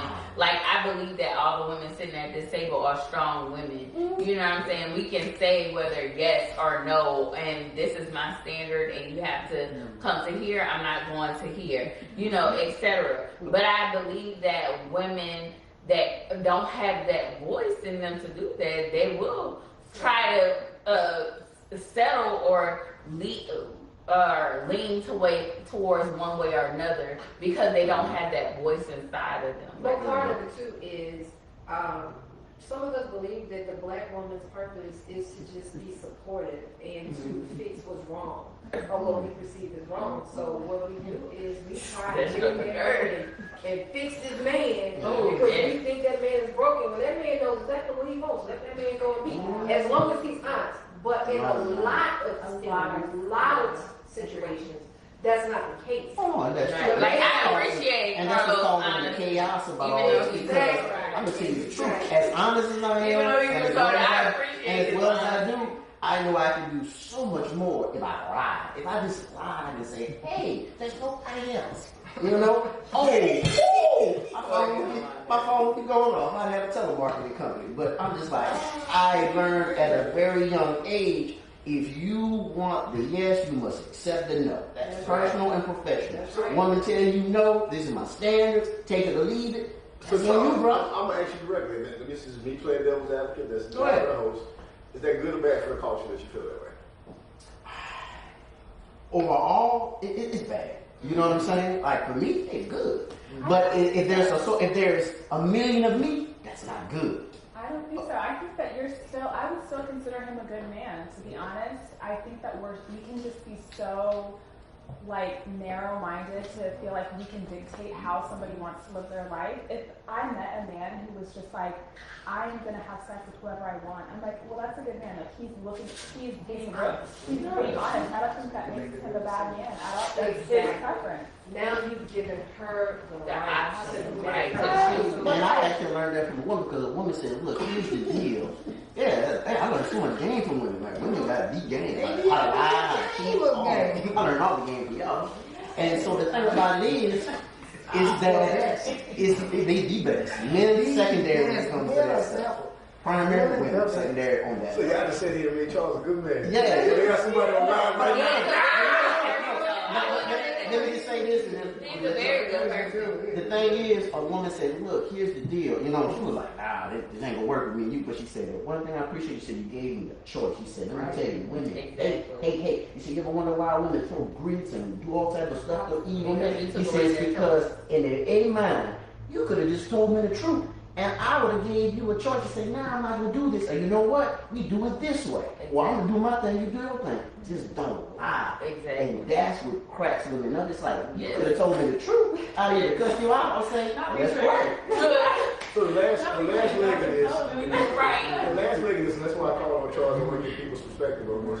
How much of this divide in 2021 amongst black women and black men is caused from relationships? How much of that divide is caused because of I think at least bad 90%. experience with black men or bad experience with black women? I think it's at least 90% because even if it's not an intimate relationship, whether it's a business relationship, it's all, every encounter is a relationship. We're having like a relationship encounter right here at this table. So we all have our perspectives about each other even right now because of the exchange that we've had. A relationship is simply to me an exchange. So I think that I say 90, maybe even 100% of it is because of the exchange that we have with each other, and the majority of that exchange that we have with each other, male, female, from person to person, creates our own perspective. But I do think that we all sit here at this table with the same goal that we want our relationship with each other to be better.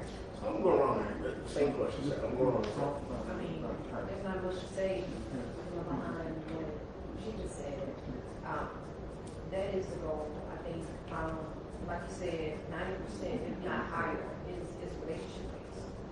And like a lot of that is really rooted in our ability to, effectively communicate, but also actively listen to each other. A lot of times we want to get our point across, but we don't want to hear the other side, or we're not willing or somebody's not willing to share their perspective on things. So nothing's ever going to get better as long as we keep, excommunicating with each other. That's why we are not able to have fruitful, functional relationships until we, get that part right. We don't have a foundation. I agree with what these two ladies were saying, but more so, yes, we all have those relationships, but we also have to be open to healing and moving forward, and being open to trusting and trying again. And that starts with first loving, knowing how to love yourself, and then being able to love somebody else. You have to heal from that first to move forward and be willing to have open arms to somebody who has 5 and 6. Or somebody who has 1, at least try and say, hey, I do love that man. Yes, we did mess up. Yes, I did mess up. Yes, you did mess up. But I still love y'all. Right. Even though y'all mess up. And I think just saying that is a song. That's right. What is the exact question? You made me forget. What's the answer? How much of the dysfunction is caused that we see between black men and black women is caused from relationships? Absolutely, I think 100%. I think I'm not much of a relationship person, I've been in only one relationship, but I think observing so many makes me not want to be a part of them. But I think healing internally and being open to risk, whatever for whoever, is important. And I think understanding what is your objective, what is your goal, and by any means necessary meeting that goal, by listening to the other person. That's good. And fellas, I got a different question for y'all, right? Because I want to continue to do this devil's advocate. This will be hard. No, it ain't hard. But I want to ask a question. I'm gonna come around with another question. For these ladies as we close, but Charles, what woman hurt you? I saw that from a galaxy far, far away. Have you been disappointed? But no, I'm gonna be all the way 100. To how you are today. No, I would say we are somewhat it's a two-sided coin. Yes, we are the sum total, the collective of all our experiences. And then on the other side, we have the ability to go beyond that. Could have came from a 2-parent household, could have came from a 1-parent household. Does that mean I cannot be a billionaire or be the best version of myself? No. But that doesn't dismiss, this is where I started, this is where I am today. That reality I'm telling you about. And so the thing about it is, I've had experiences that to this day, it makes me who I am. Like I think about, this wonderful women. And there was this woman, she was wonderful. She was like scholastic, fine, natural curves, all that, just wonderful. Shot my little shot, and she looked me dead in my orbits and said, Charles, you're everything I want in a man. She's short. And so right there, I saw reality. I was like I had the glove. I had the Thanos glove. And reality just separated. And it was like two voices. What you gonna do? And on one hand, it was kind of like Robert Frost point, the road less traveled. It was like, you gonna be an old bill? Yeah. You know what I'm saying? You gonna be bill? You gonna be a bill little short? So from that point, it was like, you know what? I can be whatever type of woman I want. I don't care if she's 6 feet or whatever feet. You know, no feet. I get what I want and what I need. And that's how I've been from that day. Right. And my experience was like 5'9.5", so that height don't matter. We all the same size right now. That don't be a deal, It's like getting on my nerves. So again, some total experiences. To fall in love with a woman and then realize I actually was in love with her, but she dated. That's it. I gotta live with that to the day I die. Like the woman I actually really loved, beside my mama, is in the ground. I have to deal with that. So that changes me. How I look at love and romance. And that opened me up to be more like, hey, you know what? Don't be so closed off. This don't be one smash and dash. If you see a good woman, come at her. If she a good woman, if I'm at this space and I'm like, you a good woman. I see you actually doing things.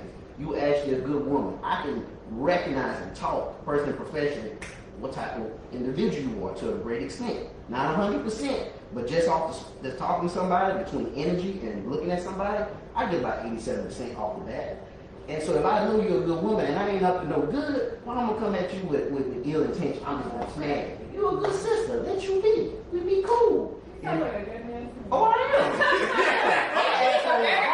I'm an asshole with a heart. And I'm an honest hypocrite. And I'm honest. That's why I confuse women because they like,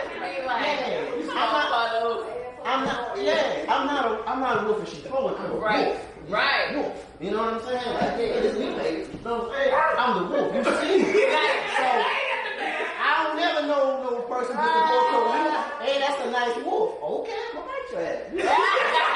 And you gonna smile. But my whole point is, all of these experiences have made me who I am. The good, the bad, and there's some ugly. And we mentioned therapy.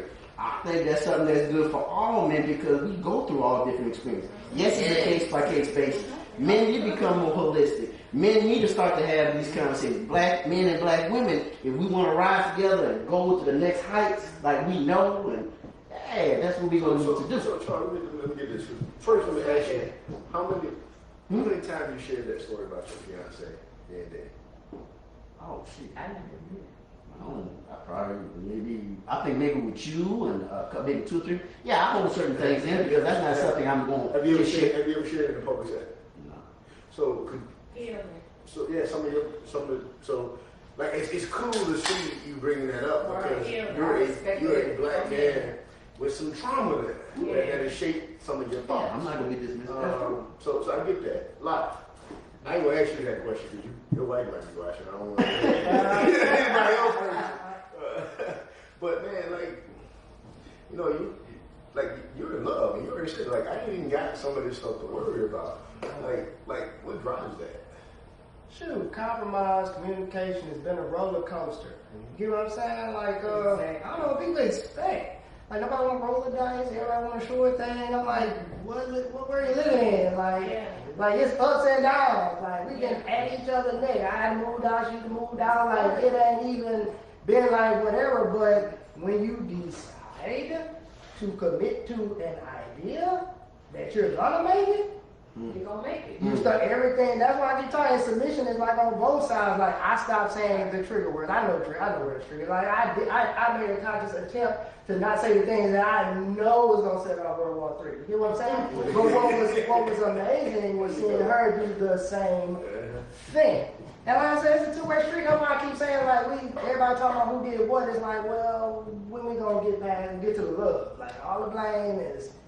And then that's old. Like, we're gonna get to the love. Like, I love seeing black marriage to grow up. I love seeing that. Like, I love seeing black people get money. I talk about it all day, and it's like, man, all we missing is just that unity. That's holding us back on a lot more levels than just inside the house. All right. So, we're gonna wrap up, and I'm gonna go around and get closing thoughts for y'all. Before we do though, distinctly, we rally music shows. I'm gonna let y'all ask me one question. And I'm going to answer that very quickly, and then I'm going to go around and get y'all closing thoughts, all right? So I'm going to start with Shadow, and we'll go around that way. Charles? What did you get from this discussion? How is this one important to your personal life? But, to be honest with you, when I saw the topic that Lau was bringing up, I'm like, this is what we need to be doing. We need to be having these tough conversations. So what I got from this conversation tonight is that we can't move forward if we keep having this dialogue. We keep breaking down these walls, right? We keep saying uncomfortable things to each other. We get comfortable with being uncomfortable long enough. We might understand each other. So that's kind of what I got from this conversation. That's it right there, being comfortable. Being uncomfortable. Yeah. I don't know if I have a question. This is your time. Remarks, maybe? We're going to do closing remarks. Ask the host one question. Do you feel that trigger words need to be talked about initially? I think so. So that both parties can know, hey, like when you say that this is how you make me feel. I understand what you were trying to say, but when you say it this way, it immediately puts me in this mode. Is that offensive to talk about that initially? No, I don't think so, right? Because, what other way do you know? Right? Unless you communicate, right? Like somebody should know, like if you say table, like I might just jump up and kick Right. in your head. Good Like, to I know. want to know that. Yeah, before I that's kick good in to the head, know. right? Mhm. So that would be my answer. I think yes. Like tell the person your expectations. Like one thing I'm very clear on, and the members of the NAACP will tell you, my friends, old friends will tell you, is that like I am like clear. Like, and you may not always like it, but I'm very clear in my communication. I don't believe in mixing words, right? Because you got to tell people what you expect, what you want to accept, what you're not going to accept, and all of that stuff, right? So I think that's important up front. I'll be honest with you. Like Charles will tell you, like there's no middle ground with me. You love me or you hate me. You don't like me. You don't love me or you hate me. Sad notes. Was there anything that we didn't talk about that you wanted us to? We talked about so much, right? Because live opening statement like took out 5 of the questions, right?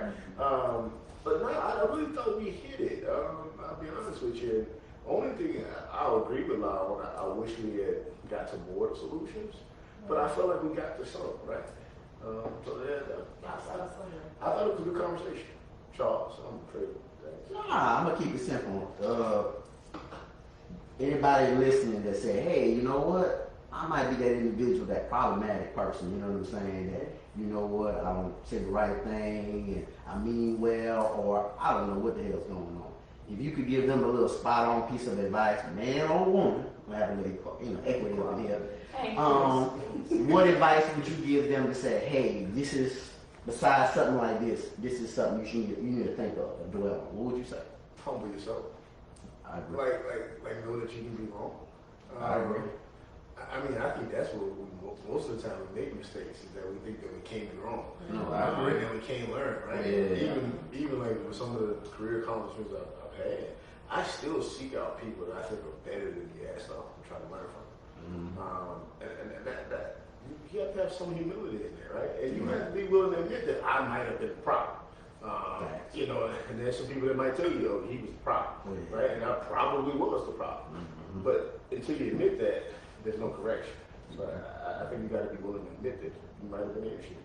Can I also just quickly say that sometimes if you're not an issue, that's just your truth and it's an issue for someone else, and there's like a middle ground of just saying we don't have to have an opinion about everything. Like that can be their truth and my wrong, and it can just be accepted and respected. That's some shit work. I think that's for true.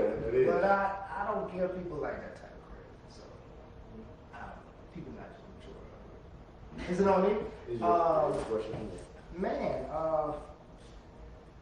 like why was it so like I guess why was it like discipline, like to cook dinner, all that, like like is it really is black love at the head, like what, like why was it this serious, like to bring everything together? Well, honestly, it was one of your posts.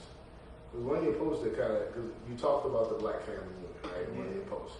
And I totally agree, like, our community is broken down because the industrial family is broken down. We can say what we want to about granddaddy having kids on this street and another family on the block. Granddaddy took care of both of them. I ain't saying it was right or wrong, but granddaddy took care of both of them. They all went to school, and they got their butt whooped when they did stuff wrong. Like, we got to get back to that family unit. We hope to change things, right? That's just what it is. We were not meant to be alone, right? And that's just what it is. Like we often talk about like not fixing people, right? But Bible I read, it says that I ain't even complete until I got somebody beside me that's willing to be my help me, that's willing to be what I'm missing to help me take that next step. So until that person is there willing to help me take that next step, guess what? I'm incomplete.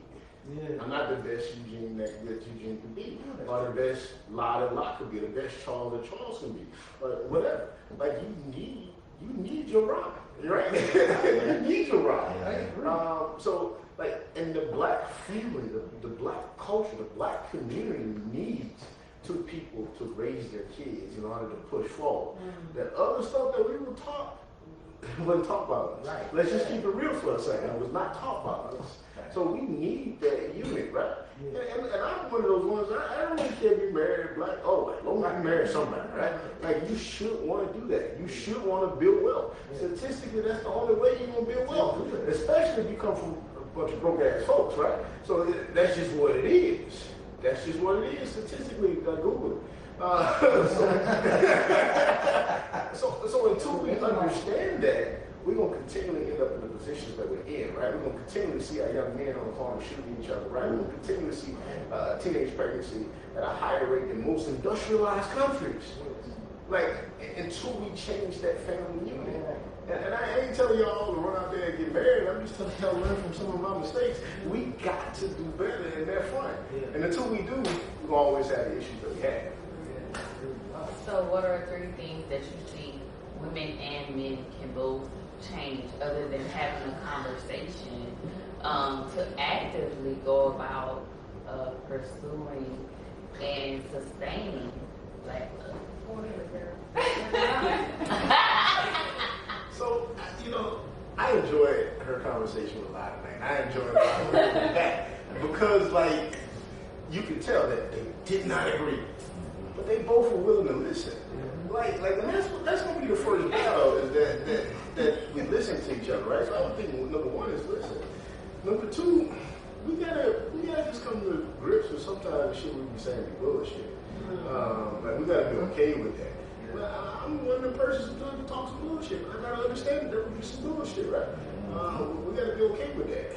And number 3 is we gotta start putting those lessons that used to be taught our kids, right? Yeah.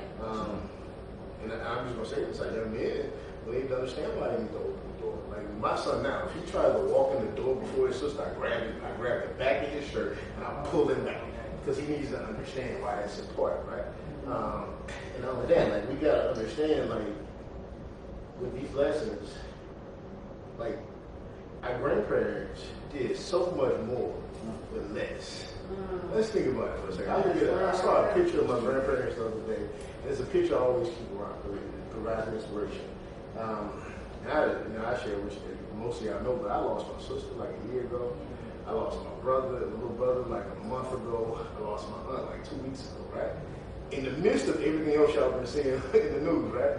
I've dealt with that, but it was because of the lessons that my grandfather put in me. He always taught me that camp was a 4-letter word for losers.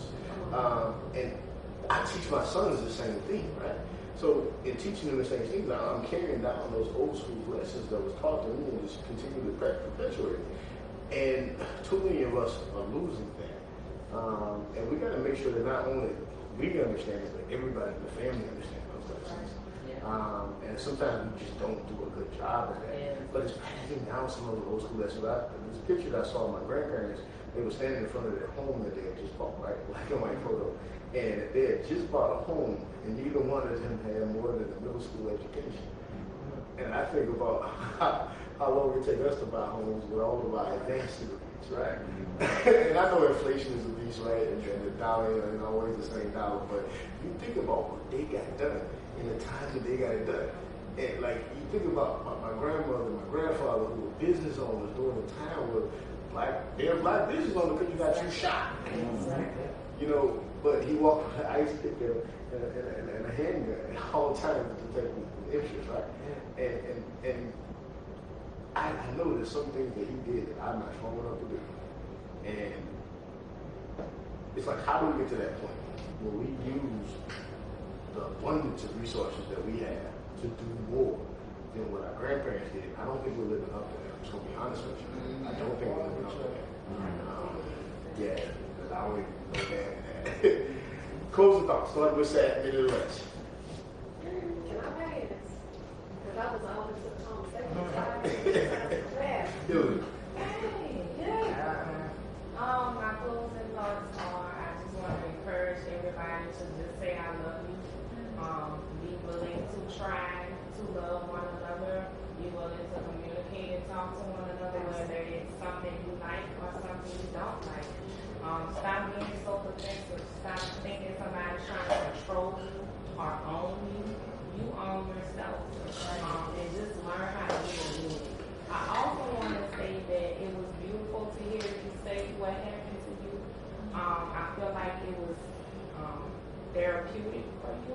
encourage you to continue to try to find a drop of love. It might be closer than you think. Oh, okay, okay. You looking for love? I'm open to it. I'm open to it. I mean, you know what I'm saying? I had uniforms when I was a kid. But, you know, it's cool. I would say that just respecting other people's voices. Like my feedback for you was I felt like I understood you and heard what you were saying, but I felt like what you have to say was very valid, and I would want more people to hear it. But I know how hard it is for people to hear through your delivery. Right. But I never want to silence black men or black women. I don't think it's us. I think it's us versus the white man. It's us versus the system. Everybody else. Us versus everybody else, and we just have to accept each other's pain, validate each other's pain, validate each other's individuality. Like, we are not monoliths. Like, black women are very different. Black men are very different. Black people who don't identify as either are very different, and we just have to accept that and tell each other we love each other. I tell people I don't know I love them because it's so real. It's so real. Like, my love for black people is so real. I would say you're talking to somebody like, I'm hard on him. You know, I'm hard, and he know I'm hard on him. And it's easy to take that sword and chop down your sister. But at the same time, you gotta go say, hey brother, you need to go ahead and do some things too. But then it comes to a point, well, why I gotta chop you down? Why I gotta chop lie down? Why I can't just say sister? This is what it is. I'm fucked up. But you got some shit too. We got some shit together. Let's get it out of the way. Let's encourage each other. You know what I'm saying? And then also understand experiences or put yourself in a position where like you can understand different perspective. Because I work where I'm the only man. And they'll be like, hey, they're hitting water bottles. I'm the guy that will do it. You know what I'm saying? They had something in the bathroom. They would call me, chop, chop. They had a little frog. I thought it was a bug. It was a frog tinier than my fingernail. And I'm getting my glove trying to get it. Because I already got my other sister up there. Scared, chop. I ain't scared. I'm the But we all like sisters and I'm the brother. And they be like, we gonna get you one. Y'all didn't do this. And then I'm listening to them talking about the husband, the stepdad, you know, doing stuff with kids, and I'm getting a different perspective because I'm the oldest brother. I have the younger brother. I didn't grow up with women. So, and I do understand a man that grew up around women, they have a totally different perspective about women than somebody, you know, playing from the Himalayas. You know what I'm saying? It's like, it's totally different. You know what I'm saying? You know what I'm saying? But it's true. And then I have to realize, like, okay, yeah, I have my perspective, but I can kind of, you know, I ain't no greyhound. I'm good. You can open up and, oh, okay, oh, this, look at this. You know, and understand. And that don't make me, you know, better or perfect. It just means that, hey, I could be a better brother, a better human being, a better part. Because I was saying earlier, like, for me, younger, I was talking about just me, you know, do my thing, smash and dash, do me, level up, get the bag, all that cute stuff. You know, but at the same time, I'm a little old, I got a little gray beard, I'm like, whoa, okay. Well, now I'm thinking about, yeah, not much of you though. But, you know, but it's like, okay, now I'm thinking about legacy. Damn, maybe I shouldn't have been smashing and dashing. Maybe I should have been vetting them sisters a little bit better. Damn. So, you know what I'm saying? So now it's understanding and growth, you know what I'm saying? You can say too little, too late. I don't think, you know, long as I'm alive, I can strive, you know what I'm saying? So that's the way it is. And then understanding like different things, like even my sister was talking about like on the period. You know, the other time I'm like, yeah, I talked to you about a goddamn period before. You know what I'm saying? But now it's like, no, she's a human being. That's serious. And then because of what I do in healthcare, to understand that a woman could have a period for that long and other type of issues, you know, because of my job, it made me a better human being. I used to tell him that all the time. You know what I'm saying? And you're talking about somebody that's former police officer. So on one hand, you know, yeah, I'm empathetic, but I'm, you know, it's the law. This is what it is. You know, and now being in healthcare, you know, I remember the advice he gave me was like, you know, leave your preconceived notions at the door and meet the people where they at. And help them, don't hurt them. And through healthcare, that made me a better human being, a better professional, and also understanding, like, because the majority of the people I deal with are women. And so understanding this and that, I'm like, God damn, you ain't shit. God damn, you did this, you did what? Ooh. You know what I'm saying? Now, don't let y'all off the hook either. You know what I'm saying? But at the same time, it's understanding, shit, all these women ain't lying because I'm hearing it day in, day out. Man did this, man did this. I'm like, well, shit. I hear that from men too. I hear that from men too because we always hear about men and shit, and that's true to the extent. But at the same time, I also want to hear the women ain't shit either. To be fair, I want that equity there. You know, we equally in the shit. You know, and I think what it is, when we look at each other, men tired of being told, you ain't shit. Right. Ain't shit. And you know that's true. You know that's true. You know in your heart of hearts. I don't care how much you pro man. I'm pro man. At the heart of hearts, you know. You know what I'm saying? And I think sisters need to hear that and know I'm not pandering, I'm not bullshitting, I'm serious. Men be doing some shitty stuff. Sorry. And at the same time, I think men want to hear, yes, brothers, we have screwed you over. We have mishandled you. We have labeled you a certain way because you don't look like this. You're a blurred black nerd. Hey, we don't want to mess with you. If you're not this typical athletic, woo, woo, woo, or you don't have this type of look, whatever. But end of the day, like I said, I just want to say, man, this is wonderful, therapeutic, and I think if we have more conversations like this and actually take something from this and go out and share it to the masses and say, hey, man, what you think about this? Because one thing I learned, every one of us has somebody that'll listen that the other person won't listen. Somebody that'll listen to you, I can yell blue in the face. They're not going to listen. They're going to listen to her. They're going to listen to you. They're going to listen to you. They're going to listen to him. They're going to listen. Because we all have people that just look at you and say, I respect your opinion. What you think? And you got to remember, choose your words, because you said your words carry weight. So when you in them rooms, oh my bad. Anyway, words, yeah. You got family, man. My bad, man. But anyway, love everybody. Man, that was beautiful. Shoot, I was gonna say it takes two to tango. Cheating is not gender specific. Like, being a cheating person is not gender specific. And once we come to that kind of actualization that black women ain't shit, but they got some that are we gonna move forward. Let's bring it out the he shit and I went through that and I'm like, man, that's cool. But man, I'm telling you, we gonna because we have no choice.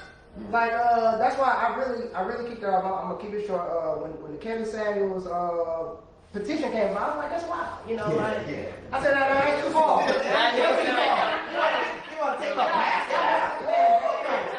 I didn't feel like that. I was like, that was too far. That was too far. Whenever the free speech. And it is about people living longer. You had the young lady was talking about spending off 6'5". That's what we're here for. Mm-hmm. You know what I mean? We just got redefined roles that are blurred, perhaps, and we'll take it back to some of those traditional practices. Listen, y'all got a lot of saying perhaps at the end of this conversation. I like that. I'm an onion. I'm gonna tell you. So if you ever want to just really be intrigued and entertained at the same time, not down. But off camera, but you gotta ask a lot of theory around transracial. You gotta ask a lot of theory around it, right? Iman. Yes. I think some of my most biggest takeaways came from actually the end of our conversation. Like Charles saying how Eugene said, leave your perceptions at the door and meet the people where they are.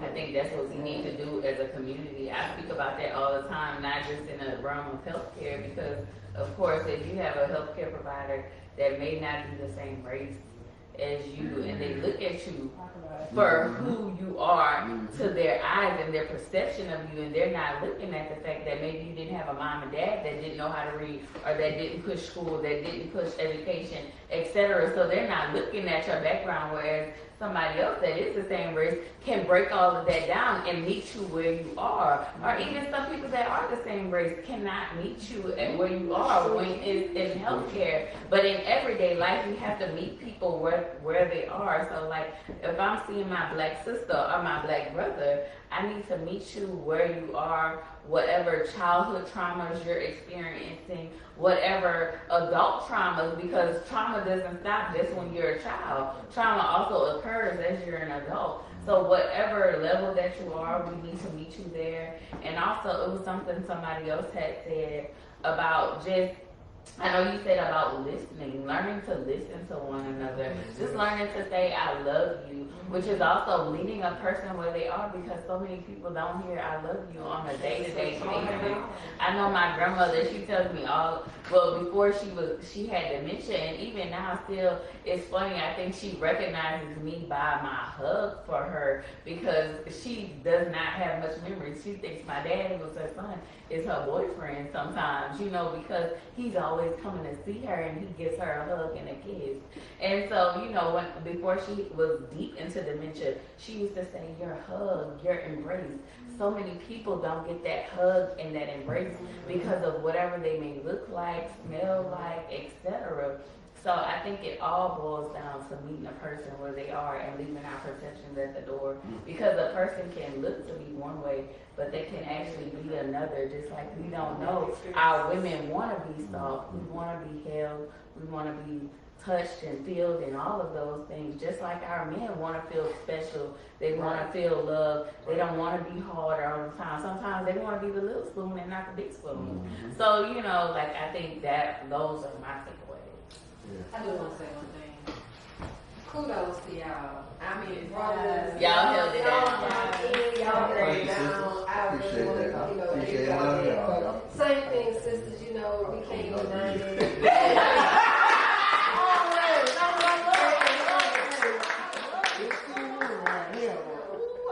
I saw that. I'm ready. I think this is going to be how those onion layers are peeled back. So this is a good thing. Thank you. Oh yeah. No problem. How'd y'all like the food?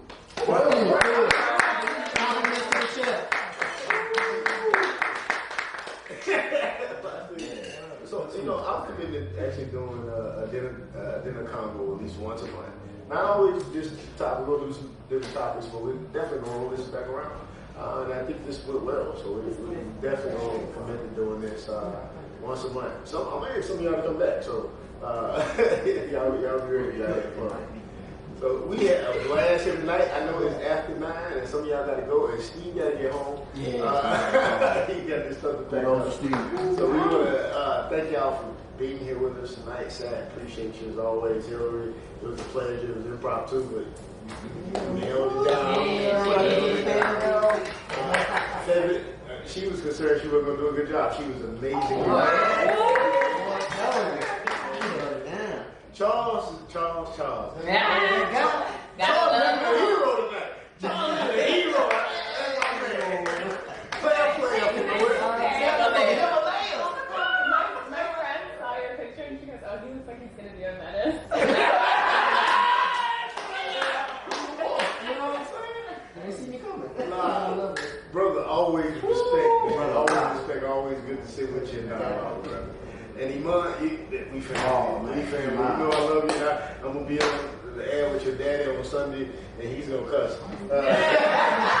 Old gospel radio. And to the folks that joined us from Facebook and IG land, we appreciate you. And Laura Blakely. Oh yeah. But I tell you, I've been hosting stuff and doing radio with Laura for like forever now. It's wild, and she's like doing some amazing things out there now too. And has her own magazine. So really cool.